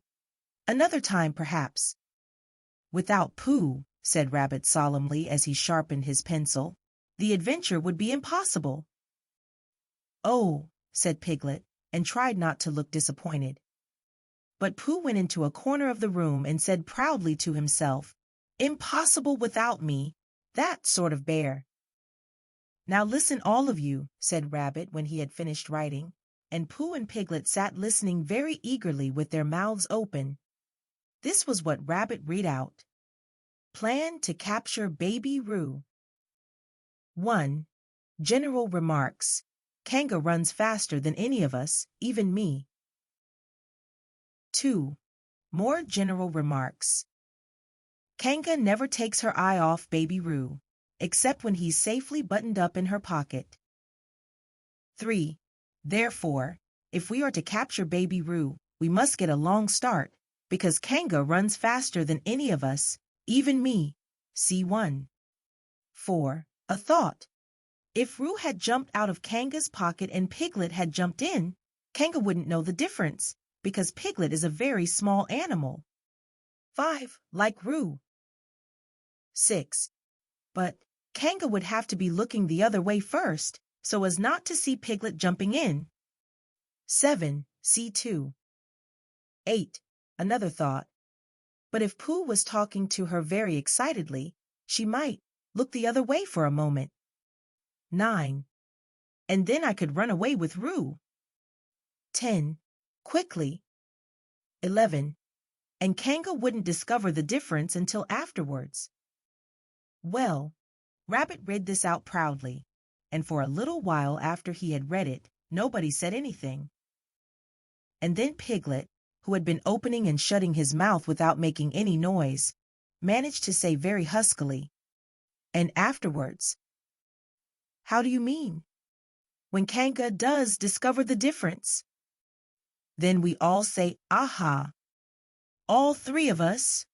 "Yes." "Oh, why, what's the trouble, Piglet?" "Nothing," said Piglet, "as long as we all 3 say it." "As long as we all 3 say it," said Piglet. "I don't mind," he said, "but I shouldn't care to say 'aha' by myself. It wouldn't sound nearly so well." "By the way," he said, "you are quite sure about what you said about the winter months?" "The winter months?" "Yes, only being fierce in the winter months." "Oh, yes, yes, that's all right. Well, Pooh, you see what you have to do?" "No," said Pooh Bear. "Not yet," he said. "What do I do?" "Well, you just have to talk very hard to Kanga so as she doesn't notice anything." "Oh, what about?" "Anything you like." "You mean like telling her a little bit of poetry or something?" "That's it," said Rabbit. "Splendid. Now come along." So they all went out to look for Kanga. Kanga and Roo were spending a quiet afternoon in a sandy part of the forest.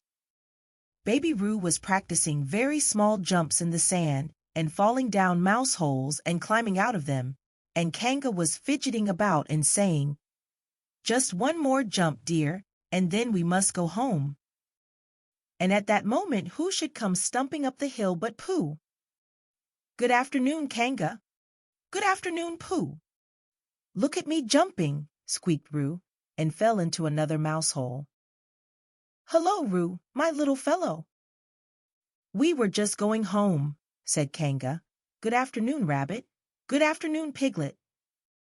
Rabbit and Piglet, who had now come up from the other side of the hill, said, "Good afternoon," and "Hello, Roo." And Roo asked them to look at him jumping, so they stayed and looked. And Kanga looked too.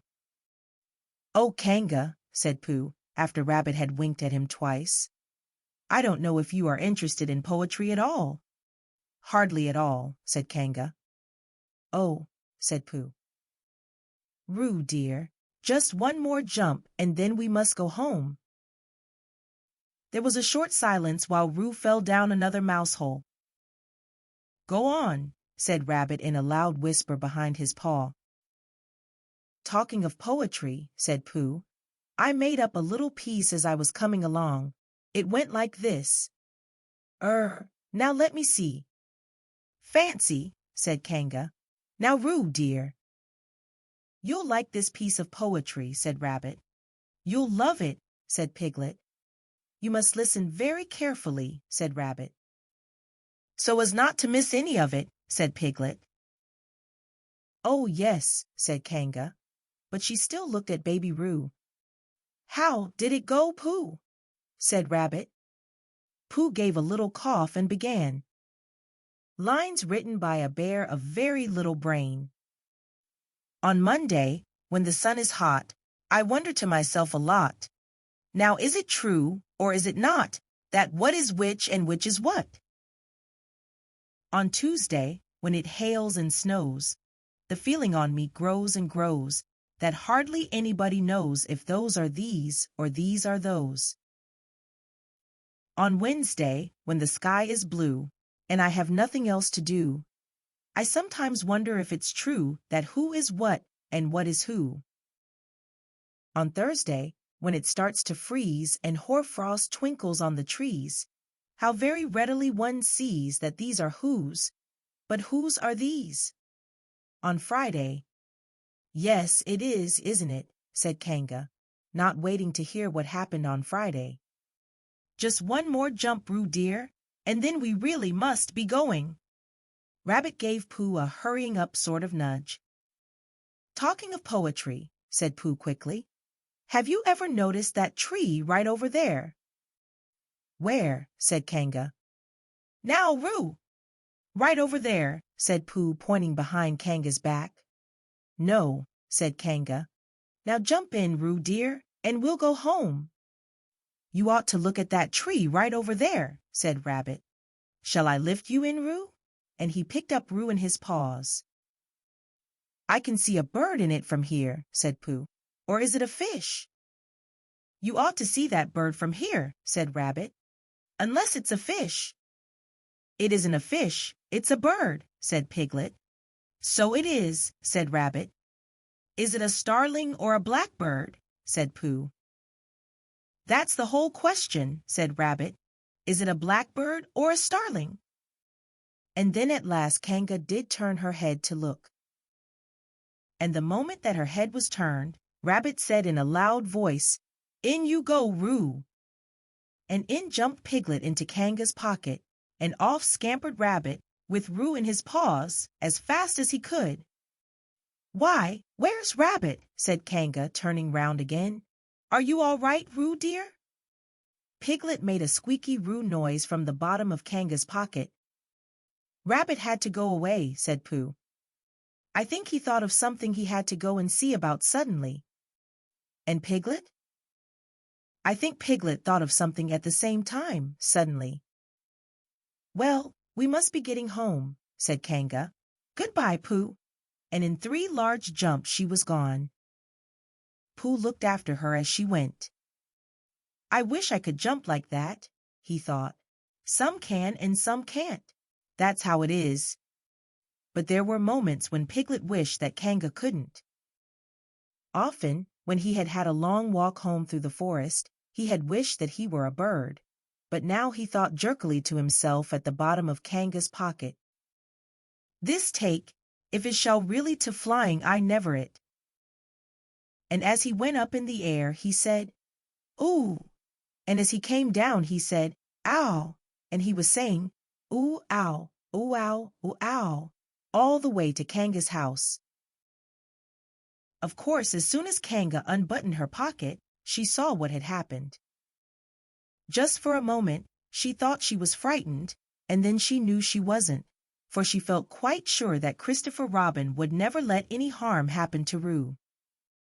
So she said to herself, If they are having a joke with me, I will have a joke with them. Now then, Roo dear, she said, as she took Piglet out of her pocket. Bedtime. Aha, said Piglet, as well as he could after his terrifying journey. But it wasn't a very good aha, and Kanga didn't seem to understand what it meant. Bath first, said Kanga in a cheerful voice. Aha, said Piglet again, looking round anxiously for the others. But the others weren't there.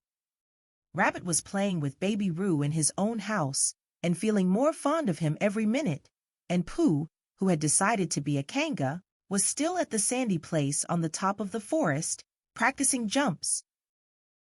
I am not at all sure, said Kanga in a thoughtful voice, that it wouldn't be a good idea to have a cold bath this evening. Would you like that, Roo dear?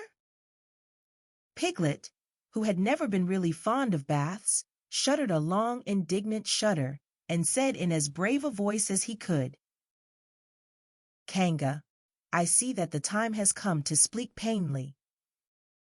Funny little Roo, said Kanga, as she got the bath water ready. I am not Roo, said Piglet loudly. I am Piglet. Yes, dear, yes, said Kanga soothingly. And imitating Piglet's voice, too. So clever of him, she went on, as she took a large bar of yellow soap out of the cupboard. What will he be doing next? Can't you see? Shouted Piglet. Haven't you got eyes? Look at me. I am looking rude, dear, said Kanga rather severely. And you know what I told you yesterday about making faces. If you go on making faces like piglets, you will grow up to look like Piglet, and then think how sorry you will be. Now then, into the bath, and don't let me have to speak to you about it again. Before he knew where he was, Piglet was in the bath, and Kanga was scrubbing him firmly with a large lathery flannel. "Ow!" cried Piglet. "Let me out! I'm Piglet!" "Don't open the mouth, dear, or the soap goes in," said Kanga. "There, what did I tell you?" You did it on purpose," spluttered Piglet, as soon as he could speak again, and then accidentally had another mouthful of lathery flannel. "That's right, dear, don't say anything," said Kanga, and in another minute Piglet was out of the bath, and being rubbed dry with a towel. "Now," said Kanga, "there's your medicine, and then bed." "What medicine?" said Piglet. "To make you grow big and strong, dear. You don't want to grow up small and weak like Piglet, do you? Well then." At that moment there was a knock at the door. "Come in," said Kanga, and in came Christopher Robin. "Christopher Robin! Christopher Robin!" cried Piglet. "Tell Kanga who I am. She keeps saying I'm Roo. I'm not Roo, am I?" Christopher Robin looked at him very carefully and shook his head. "You can't be Roo," he said, "because I've just seen Roo playing in Rabbit's house." "Well," said Kanga, "fancy that! Fancy my making a mistake like that." "There you are," said Piglet. "I told you so. I'm Piglet." Christopher Robin shook his head again. "Oh, you're not Piglet," he said. "I know Piglet well, and he's quite a different color." Piglet began to say that this was because he had just had a bath, and then he thought that perhaps he wouldn't say that, and as he opened his mouth to say something else, Kanga slipped the medicine spoon in, and then patted him on the back and told him that it was really quite a nice taste when you got used to it. "I knew it wasn't Piglet," said Kanga. "I wonder who it can be." "Perhaps it's some relation of Pooh's," said Christopher Robin. "What about a nephew or an uncle or something?" Kanga agreed that this was probably what it was, and said that they would have to call it by some name. "I shall call it Poodle," said Christopher Robin. "Henry Poodle for short." And just when it was decided, Henry Poodle wriggled out of Kanga's arms and jumped to the ground. To his great joy, Christopher Robin had left the door open. Never had Henry Poodle Piglet run so fast as he ran then, and he didn't stop running until he had got quite close to his house. But when he was 100 yards away, he stopped running and rolled the rest of the way home, so as to get his own nice comfortable color again. So Kanga and Roo stayed in the forest. And every Tuesday Roo spent the day with his great friend Rabbit, and every Tuesday Kanga spent the day with her great friend Pooh, teaching him to jump. And every Tuesday Piglet spent the day with his great friend Christopher Robin. So they were all happy again.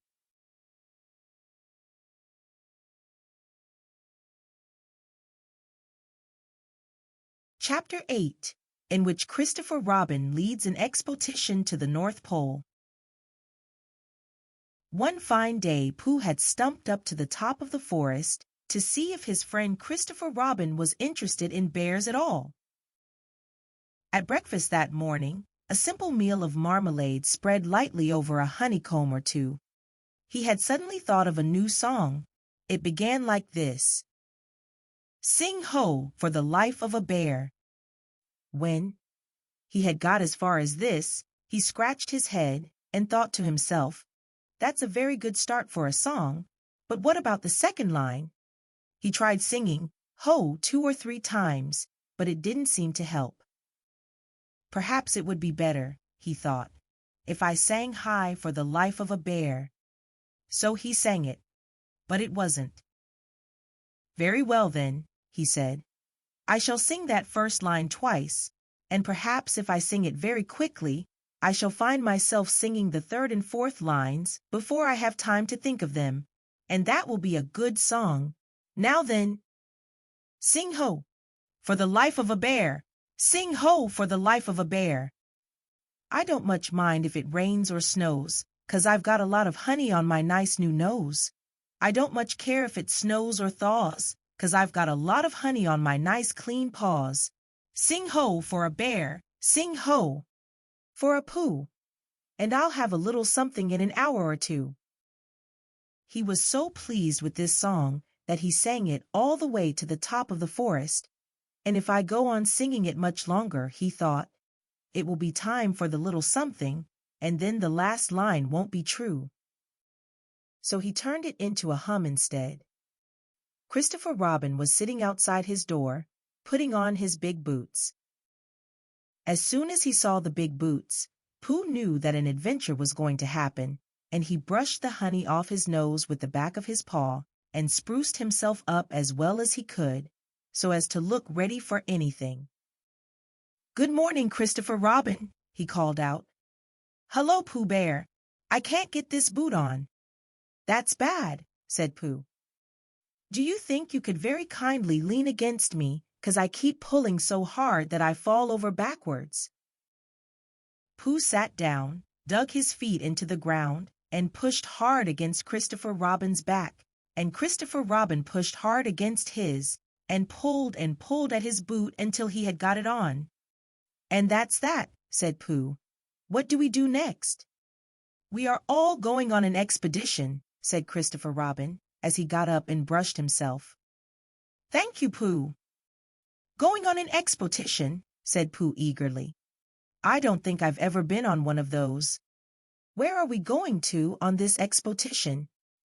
"Expedition, silly old bear. It's got an X in it." "Oh," said Pooh. "I know." But he didn't really.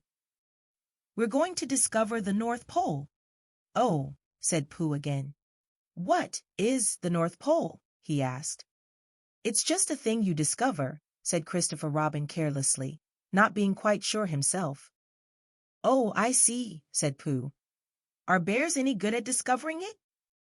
"Of course they are, and Rabbit and Kanga and all of you.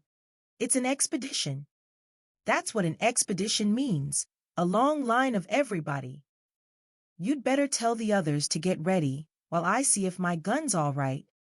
And we must all bring provisions." "Bring what?" "Things to eat." "Oh," said Pooh happily.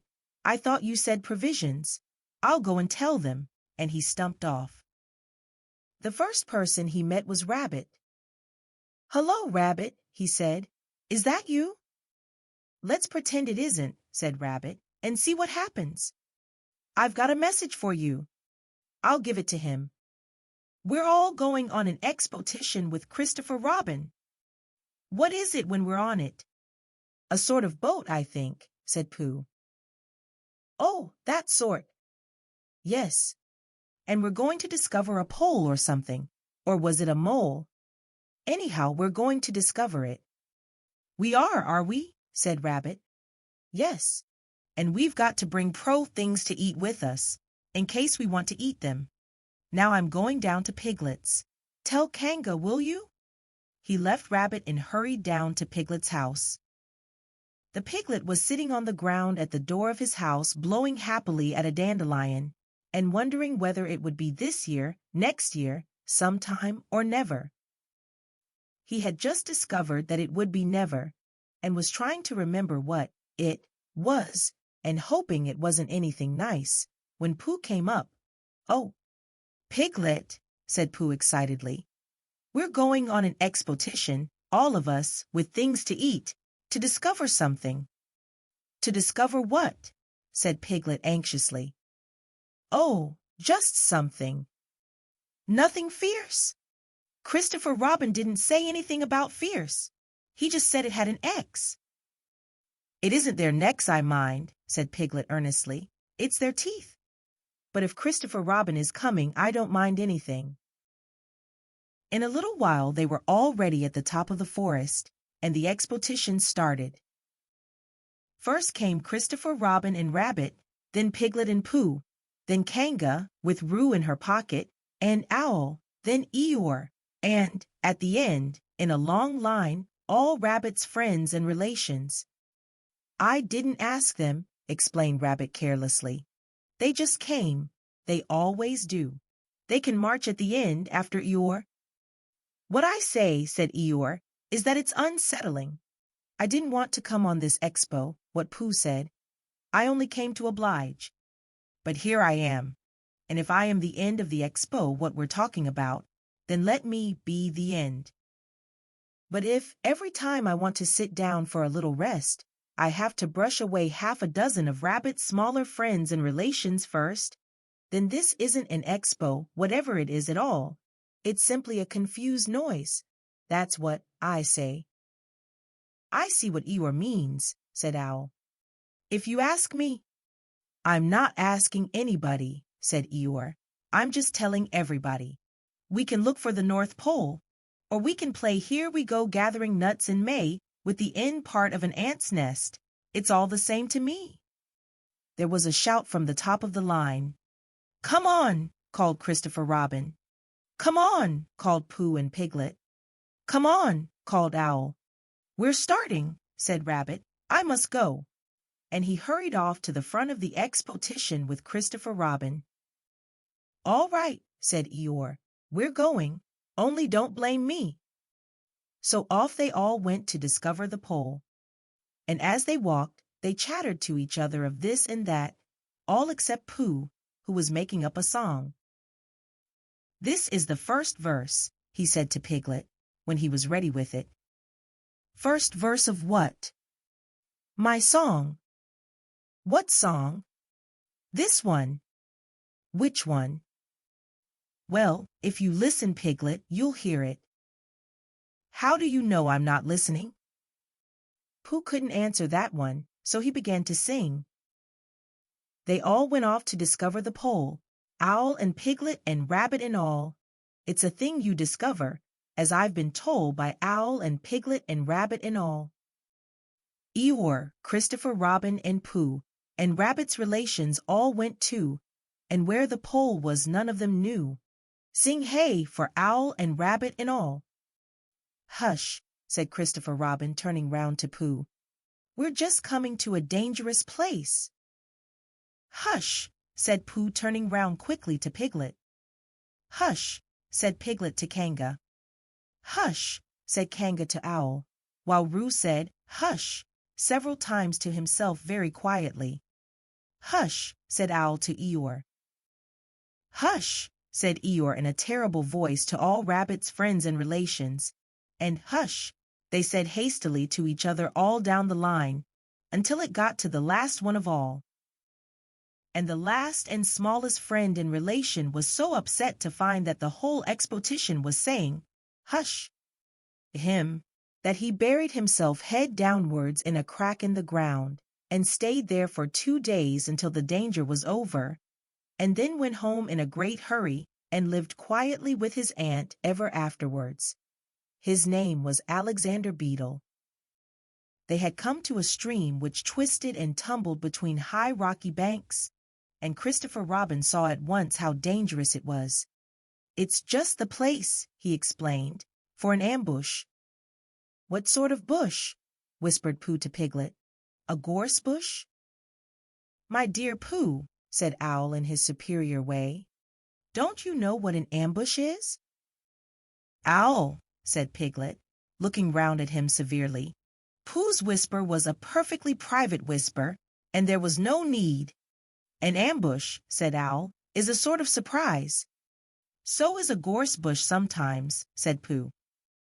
An ambush, as I was about to explain to Pooh, said Piglet, is a sort of surprise. If people jump out at you suddenly, that's an ambush, said Owl. It's an ambush, Pooh, when people jump at you suddenly, explained Piglet. Pooh, who now knew what an ambush was, said that a gorse bush had sprung at him suddenly one day when he fell off a tree, and he had taken 6 days to get all the prickles out of himself. We are not talking about gorse bushes, said Owl a little crossly. I am, said Pooh.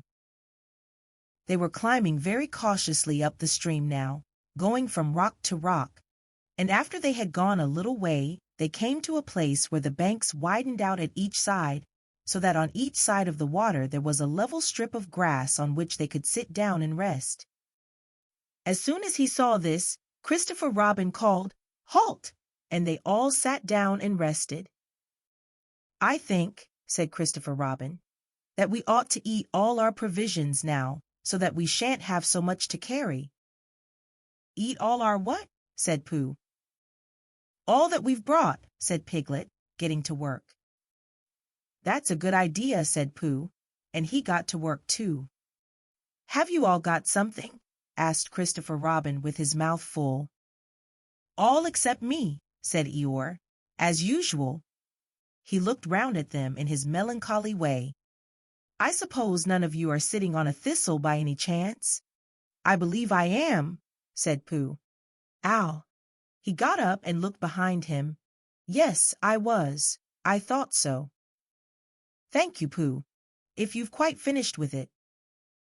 He moved across to Pooh's place and began to eat. It don't do them any good, you know, sitting on them, he went on, as he looked up munching. Takes all the life out of them. Remember that another time, all of you. A little consideration, a little thought for others, makes all the difference. As soon as he had finished his lunch, Christopher Robin whispered to Rabbit, and Rabbit said, Yes, yes, of course, and they walked a little way up the stream together. I didn't want the others to hear, said Christopher Robin. Quite so, said Rabbit, looking important. I wondered it's only Rabbit. I suppose you don't know? What does the North Pole look like? Well, said Rabbit, stroking his whiskers, now you're asking me. I did know once, only I've sort of forgotten, said Christopher Robin carelessly. It's a funny thing, said Rabbit, but I've sort of forgotten too, although I did know once. I suppose it's just a pole stuck in the ground? Sure to be a pole, said Rabbit, because of calling it a pole. And if it's a pole, well, I should think it would be sticking in the ground, shouldn't you? Because there'd be nowhere else to stick it. Yes, that's what I thought. The only thing, said Rabbit, is, where is it sticking? That's what we're looking for, said Christopher Robin. They went back to the others. Piglet was lying on his back, sleeping peacefully. Roo was washing his face and paws in the stream, while Kanga explained to everybody proudly that this was the first time he had ever washed his face himself, and Owl was telling Kanga an interesting anecdote full of long words like encyclopedia and rhododendron, to which Kanga wasn't listening. I don't hold with all this washing, grumbled Eeyore. This modern behind-the-ears nonsense. What do you think, Pooh? Well, said Pooh, I think. But we shall never know what Pooh thought, for there came a sudden squeak from Roo, a splash, and a loud cry of alarm from Kanga. So much for washing, said Eeyore. Roo's fallen in, cried Rabbit, and he and Christopher Robin came rushing down to the rescue. Look at me swimming, squeaked Roo from the middle of his pool, and was hurried down a waterfall into the next pool. Are you all right, Roo dear? Called Kanga anxiously. Yes, said Roo. Look at me SW. And down he went over the next waterfall into another pool. Everybody was doing something to help. Piglet, wide awake suddenly, was jumping up and down and making, ooh, I say, noises. Owl was explaining that in a case of sudden and temporary immersion, the important thing was to keep the head above water. Kanga was jumping along the bank, saying, Are you sure you're all right, Roo dear? To which Roo, from whatever pool he was in at the moment, was answering, Look at me swimming. Eeyore had turned round and hung his tail over the first pool into which Roo fell, and with his back to the accident was grumbling quietly to himself and saying, All this washing, but catch onto my tail, little Roo, and you'll be all right. and Christopher Robin and Rabbit came hurrying past Eeyore and were calling out to the others in front of them. "All right, Roo, I'm coming," called Christopher Robin. "Get something across the stream lower down, some of you fellows," called Rabbit. But Pooh was getting something. 2 pools below Roo he was standing with a long pole in his paws, and Kanga came up and took one end of it, and between them they held it across the lower part of the pool, and Roo, still bubbling proudly, "Look at me swimming," drifted up against it and climbed out. "Did you see me swimming?" squeaked Roo excitedly, while Kanga scolded him and rubbed him down. "Pooh, did you see me swimming? That's called swimming what I was doing. Rabbit, did you see what I was doing? Swimming. Hello, Piglet. I say, Piglet, what do you think I was doing? Swimming. Christopher Robin, did you see me?" But Christopher Robin wasn't listening. He was looking at Pooh. "Pooh," he said, "where did you find that pole?"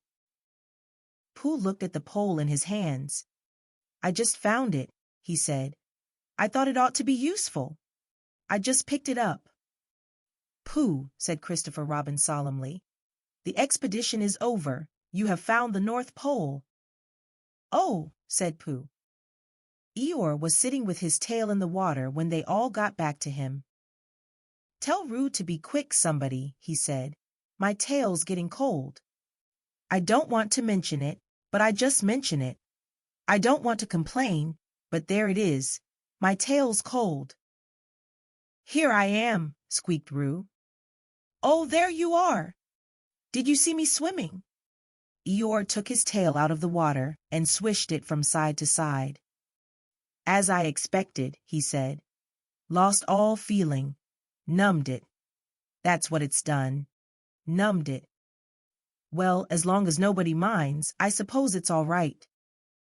"Poor old Eeyore. I'll dry it for you," said Christopher Robin, and he took out his handkerchief and rubbed it up. "Thank you, Christopher Robin. You're the only one who seems to understand about tails.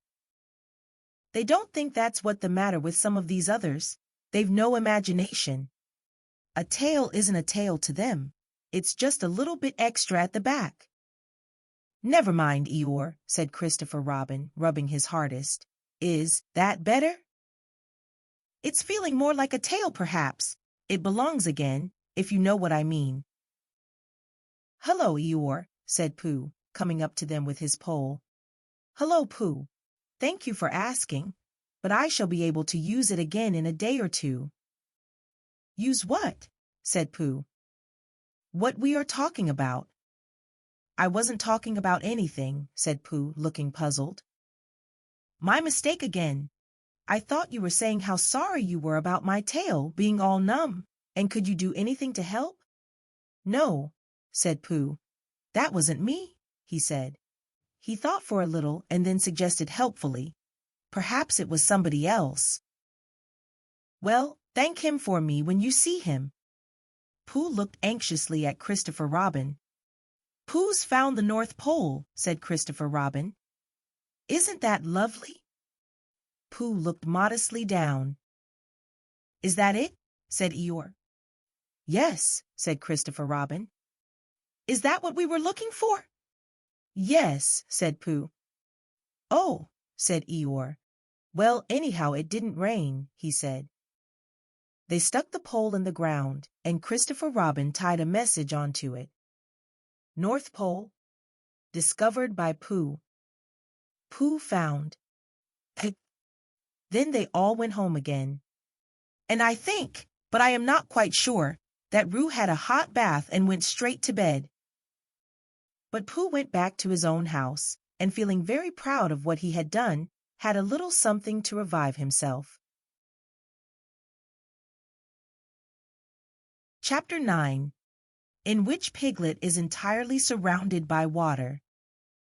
It rained, and it rained, and it rained. Piglet told himself that never in all his life, and he was goodness knows how old, 3, was it, or 4? Never had he seen so much rain. Days and days and days. If only he thought as he looked out of the window. I had been in Pooh's house, or Christopher Robin's house, or Rabbit's house when it began to rain, then I should have had company all this time, instead of being here all alone, with nothing to do except wonder when it will stop. And he imagined himself with Pooh saying, "Did you ever see such rain, Pooh?" And Pooh saying, "Isn't it awful, Piglet?" And Piglet saying, "I wonder how it is over Christopher Robin's way." And Pooh saying, "I should think poor old Rabbit is about flooded out by this time." It would have been jolly to talk like this, and really, it wasn't much good having anything exciting like floods, if you couldn't share them with somebody. For it was rather exciting. The little dry ditches in which Piglet had nosed about so often had become streams. The little streams across which he had splashed were rivers, and the river, between whose steep banks they had played so happily, had sprawled out of its own bed and was taking up so much room everywhere that Piglet was beginning to wonder whether it would be coming into his bed soon.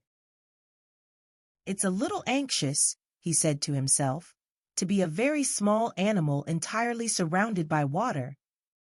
Christopher Robin and Pooh could escape by climbing trees, and Kanga could escape by jumping, and Rabbit could escape by burrowing, and Owl could escape by flying, and Eeyore could escape by making a loud noise until rescued. And here am I, surrounded by water, and I can't do anything." It went on raining, and every day the water got a little higher, until now it was nearly up to Piglet's window, and still he hadn't done anything. "There's Pooh," he thought to himself. "Pooh hasn't much brain, but he never comes to any harm. He does silly things and they turn out right. There's Owl. Owl hasn't exactly got brain, but he knows things. He would know the right thing to do when surrounded by water. There's Rabbit. He hasn't learnt in books, but he can always think of a clever plan. There's Kanga. She isn't clever, Kanga isn't, but she would be so anxious about Roo that she would do a good thing to do without thinking about it. And then there's Eeyore. And Eeyore is so miserable anyhow that he wouldn't mind about this. But I wonder what Christopher Robin would do."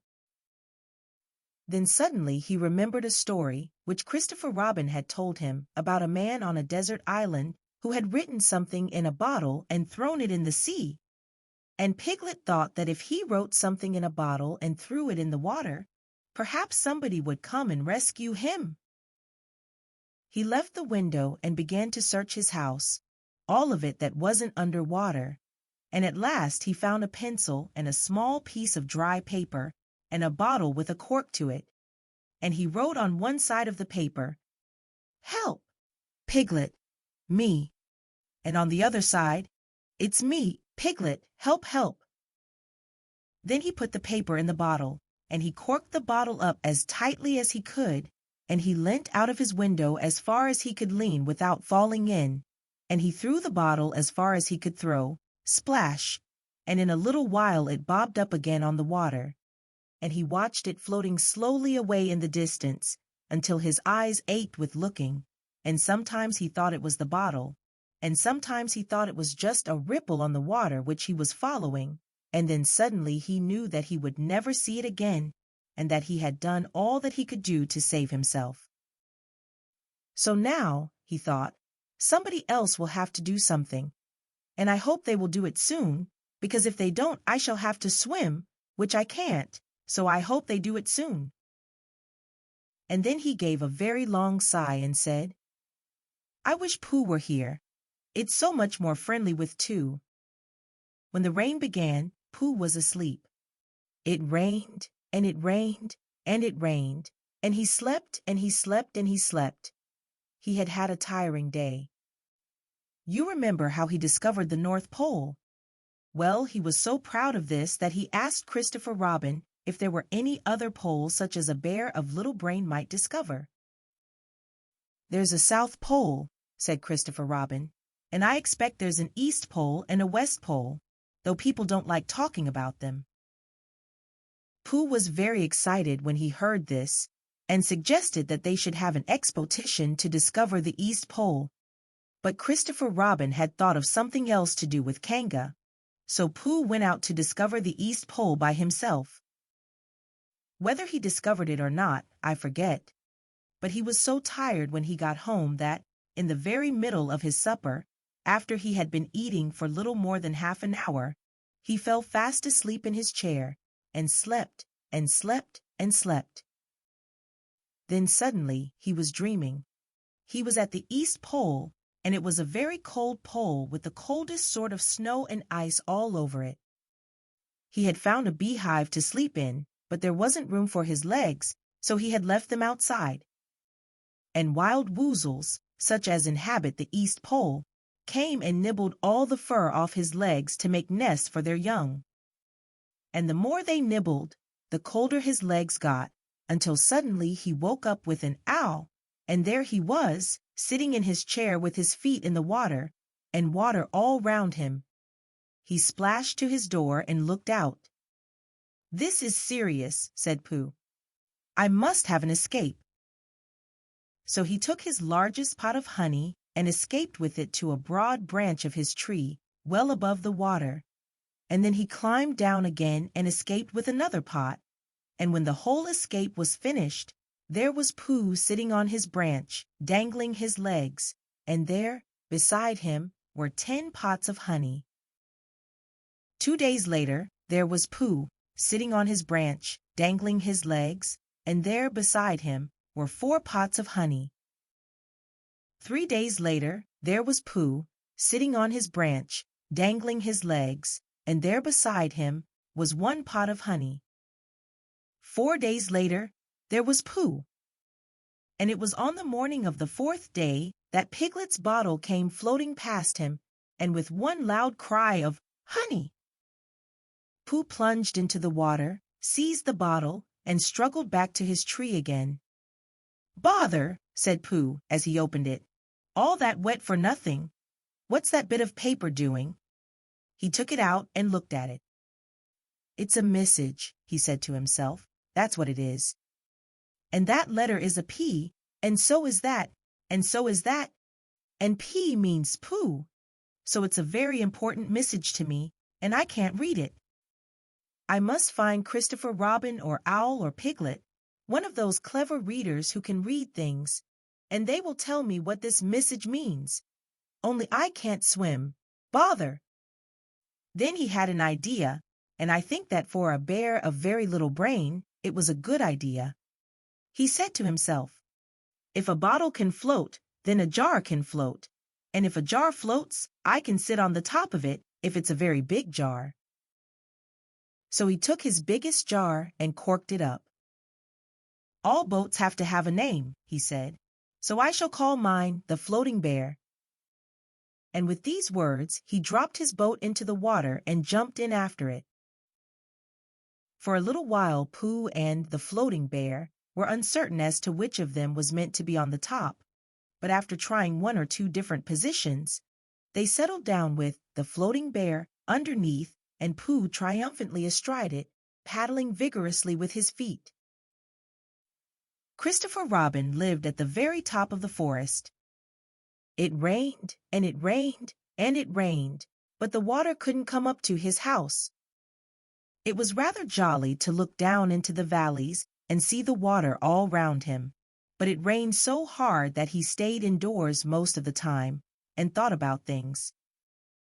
Every morning he went out with his umbrella and put a stick in the place where the water came up to, and every next morning he went out and couldn't see his stick any more, so he put another stick in the place where the water came up to, and then he walked home again, and each morning he had a shorter way to walk than he had had the morning before. On the morning of the 5th day he saw the water all round him, and knew that for the first time in his life he was on a real island, which was very exciting. It was on this morning that Owl came flying over the water to say, "How do you do?" to his friend Christopher Robin. "I say, Owl," said Christopher Robin, "isn't this fun? I'm on an island." "The atmospheric conditions have been very unfavorable lately," said Owl. "The what?" "It has been raining," explained Owl. "Yes," said Christopher Robin, It has. The flood level has reached an unprecedented height. The who? There's a lot of water about, explained Owl. Yes, said Christopher Robin, there is. However, the prospects are rapidly becoming more favorable. At any moment. Have you seen Pooh? No, at any moment. I hope he's all right, said Christopher Robin. I've been wondering about him. I expect Piglet's with him. Do you think they're all right, Owl? I expect so. You see, at any moment. Do go and see, Owl. Because Pooh hasn't got very much brain, and he might do something silly, and I do love him so, Owl. Do you see, Owl? That's all right, said Owl. I'll go. Back directly. And he flew off. In a little while he was back again. Pooh isn't there, he said. Not there? Has been there. He's been sitting on a branch of his tree outside his house with 9 pots of honey, but he isn't there now. Oh, Pooh, cried Christopher Robin. Where are you? Here I am, said a growly voice behind him. Pooh! They rushed into each other's arms. How did you get here, Pooh? Asked Christopher Robin, when he was ready to talk again. On my boat, said Pooh proudly. I had a very important message sent me in a bottle, and owing to having got some water in my eyes, I couldn't read it, so I brought it to you, on my boat. With these proud words he gave Christopher Robin the message. But it's from Piglet, cried Christopher Robin when he had read it. Isn't there anything about Pooh in it? Asked Bear, looking over his shoulder. Christopher Robin read the message aloud. Oh, are those P's Piglets? I thought they were Pooh's. We must rescue him at once. I thought he was with you, Pooh. Owl, could you rescue him on your back? I don't think so, said Owl after grave thought. It is doubtful if the necessary dorsal muscles. Then would you fly to him at once and say that rescue is coming? And Pooh and I will think of a rescue and come as quick as ever we can.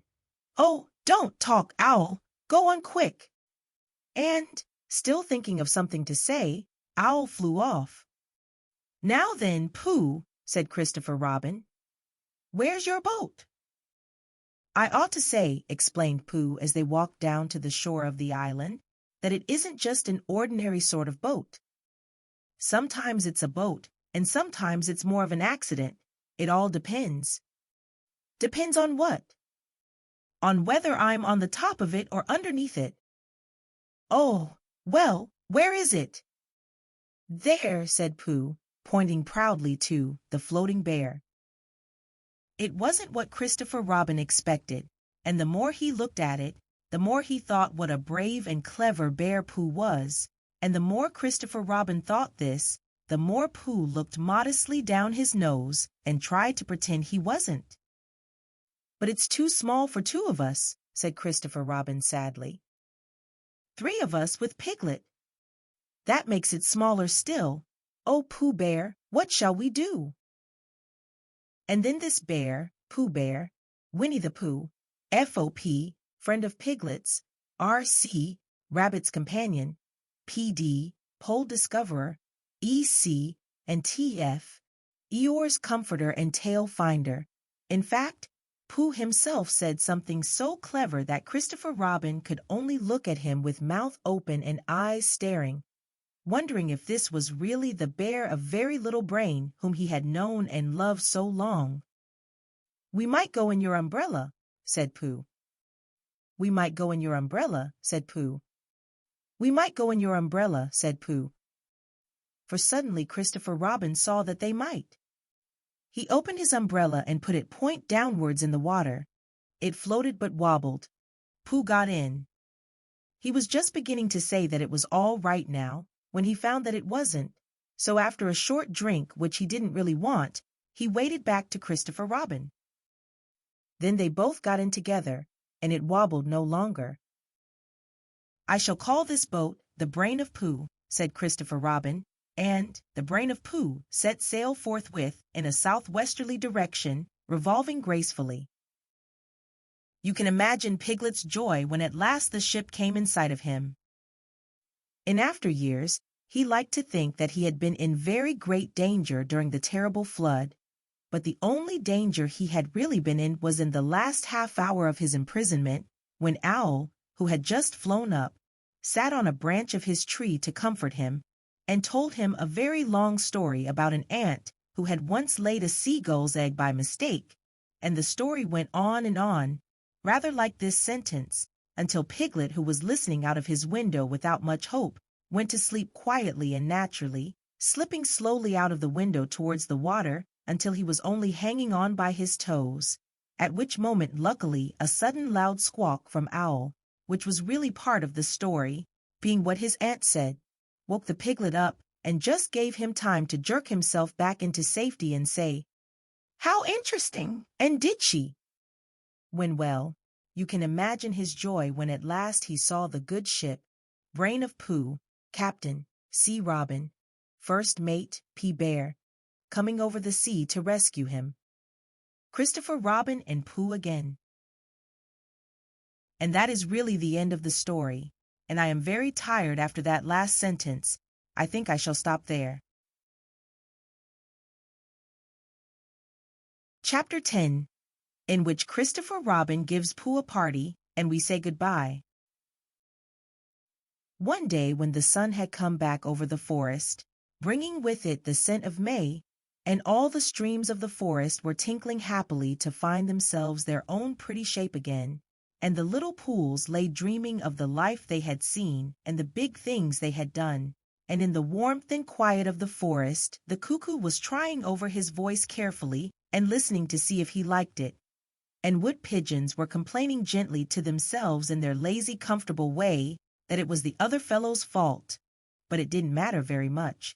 On such a day as this, Christopher Robin whistled in a special way he had, and Owl came flying out of the 100 Acre Wood to see what was wanted. "Owl," said Christopher Robin, "I am going to give a party."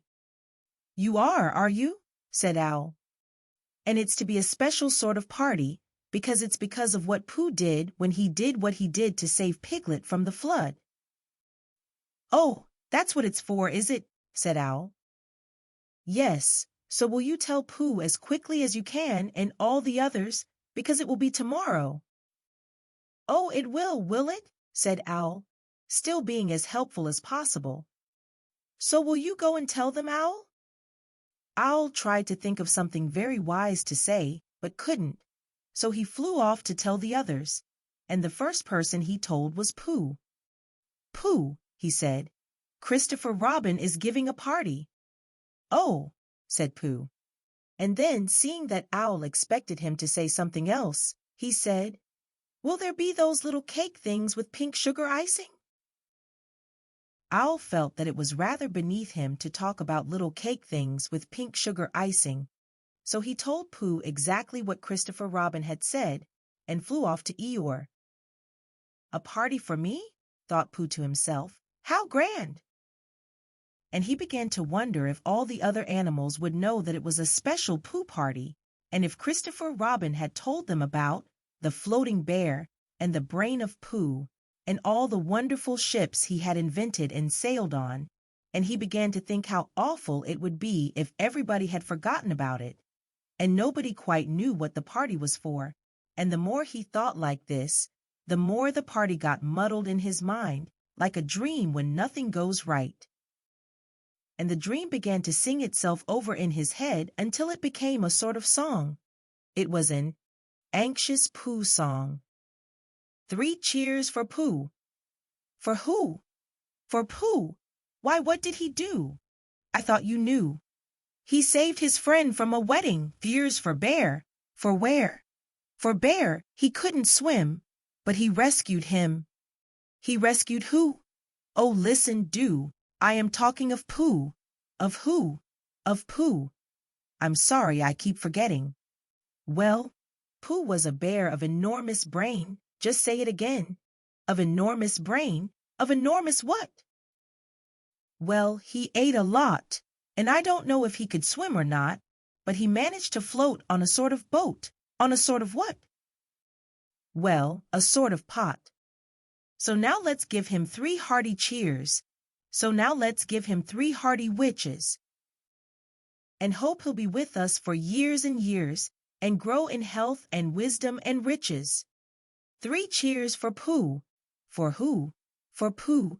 3 cheers for Bear. For where? For Bear. 3 cheers for the wonderful Winnie the Pooh. Just tell me, somebody, what did he do? While this was going on inside him, Owl was talking to Eeyore. Eeyore, said Owl, Christopher Robin is giving a party. Very interesting, said Eeyore. I suppose they will be sending me down the odd bits which got trodden on. Kind and thoughtful. Not at all, don't mention it. There is an invitation for you. What's that like? An invitation. Yes, I heard you. Who dropped it? This isn't anything to eat. It's asking you to the party, tomorrow. Eeyore shook his head slowly. You mean Piglet, the little fellow with the excited ears. That's Piglet, I'll tell him. No, no, said Owl, getting quite fussy. It's you. Are you sure? Of course I'm sure. Christopher Robin said, all of them. Tell all of them. All of them, except Eeyore. All of them, said Owl sulkily. Ah, said Eeyore. A mistake, no doubt, but still I shall come. Only don't blame me if it rains. But it didn't rain. Christopher Robin had made a long table out of some long pieces of wood, and they all sat round it. Christopher Robin sat at one end, and Pooh sat at the other, and between them on one side were Owl and Eeyore and Piglet, and between them on the other side were Rabbit and Roo and Kanga. And all Rabbit's friends and relations spread themselves about on the grass, and waited hopefully in case anybody spoke to them, or dropped anything, or asked them the time. It was the first party to which Roo had ever been, and he was very excited. As soon as ever they had sat down, he began to talk. Hello, Pooh, he squeaked. Hello, Roo, said Pooh. Roo jumped up and down in his seat for a little while and then began again. Hello, Piglet, he squeaked. Piglet waved a paw at him, being too busy to say anything. Hello, Eeyore, said Roo. Eeyore nodded gloomily at him. It will rain soon, you see if it doesn't, he said. Roo looked to see if it didn't, and it didn't, so he said, Hello, Owl. And Owl said, Hello, my little fellow, in a kindly way, and went on telling Christopher Robin about an accident which had nearly happened to a friend of his whom Christopher Robin didn't know, and Kanga said to Roo, Drink up your milk first, dear, and talk afterwards. So Roo, who was drinking his milk, tried to say that he could do both at once, and had to be patted on the back and dried for quite a long time afterwards. When they had all nearly eaten enough, Christopher Robin banged on the table with his spoon, and everybody stopped talking and was very silent, except Roo, who was just finishing a loud attack of hiccups and trying to look as if it was one of Rabbit's relations. This party, said Christopher Robin, is a party because of what someone did, and we all know who it was, and it's his party because of what he did, and I've got a present for him, and here it is. Then he felt about a little and whispered, Where is it? While he was looking, Eeyore coughed in an impressive way and began to speak. Friends, he said, including oddments, it is a great pleasure, or perhaps I had better say it has been a pleasure so far, to see you at my party. What I did was nothing. Any of you except Rabbit and Owl and Kanga would have done the same. Oh, and Pooh. My remarks do not, of course, apply to Piglet and Roo, because they are too small. Any of you would have done the same, but it just happened to be me. It was not, I need hardly say, with an idea of getting what Christopher Robin is looking for now, and he put his front leg to his mouth and said in a loud whisper, Try under the table, that I did what I did, but because I feel that we should all do what we can to help. I feel that we should all. Hup, said Roo accidentally. Roo, dear, said Kanga reproachfully. Was it me? Asked Roo, a little surprised. What's Eeyore talking about? Piglet whispered to Pooh. I don't know, said Pooh rather dolefully. I thought this was your party. I thought it was once. But I suppose it isn't. I'd sooner it was yours than Eeyore's, said Piglet. So would I, said Pooh. Ich hup, said Roo again. As I was saying, said Eeyore loudly and sternly, as I was saying when I was interrupted by various loud sounds, I feel that— Here it is, cried Christopher Robin excitedly. Pass it down to silly old Pooh. It's for Pooh. For Pooh, said Eeyore. Of course it is. The best bear in all the world.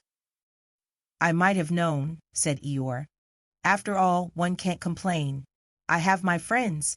Somebody spoke to me only yesterday. And, was it last week or the week before that Rabbit bumped into me and said, bother, the social round, always something going on. Nobody was listening, for they were all saying, open it, Pooh. What is it, Pooh? I know what it is. No, you don't, and other helpful remarks of this sort. And of course Pooh was opening it as quickly as ever he could, but without cutting the string, because you never know when a bit of string might be useful. At last it was undone. When Pooh saw what it was, he nearly fell down, he was so pleased. It was a special pencil case. There were pencils in it marked B for bear, and pencils marked HB for helping bear, and pencils marked BB for brave bear. There was a knife for sharpening the pencils, an India rubber for rubbing out anything which you had spelt wrong, and a ruler for ruling lines for the words to walk on, and inches marked on the ruler in case you wanted to know how many inches anything was, and blue pencils and red pencils and green pencils for saying special things in blue and red and green. And all these lovely things were in little pockets of their own in a special case which shut with a click when you clicked it, and they were all for Pooh.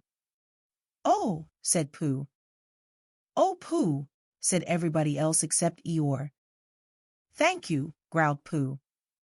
But Eeyore was saying to himself, this writing business, pencils and what not, overrated if you ask me, silly stuff, nothing in it. Later on, when they had all said goodbye and thank you to Christopher Robin, Pooh and Piglet walked home thoughtfully together in the golden evening, and for a long time they were silent. When you wake up in the morning, Pooh, said Piglet at last, what's the first thing you say to yourself? What's for breakfast? Said Pooh. What do you say, Piglet? I say, I wonder what's going to happen exciting today, said Piglet. Pooh nodded thoughtfully. It's the same thing, he said. And what did happen? Asked Christopher Robin. When? Next morning.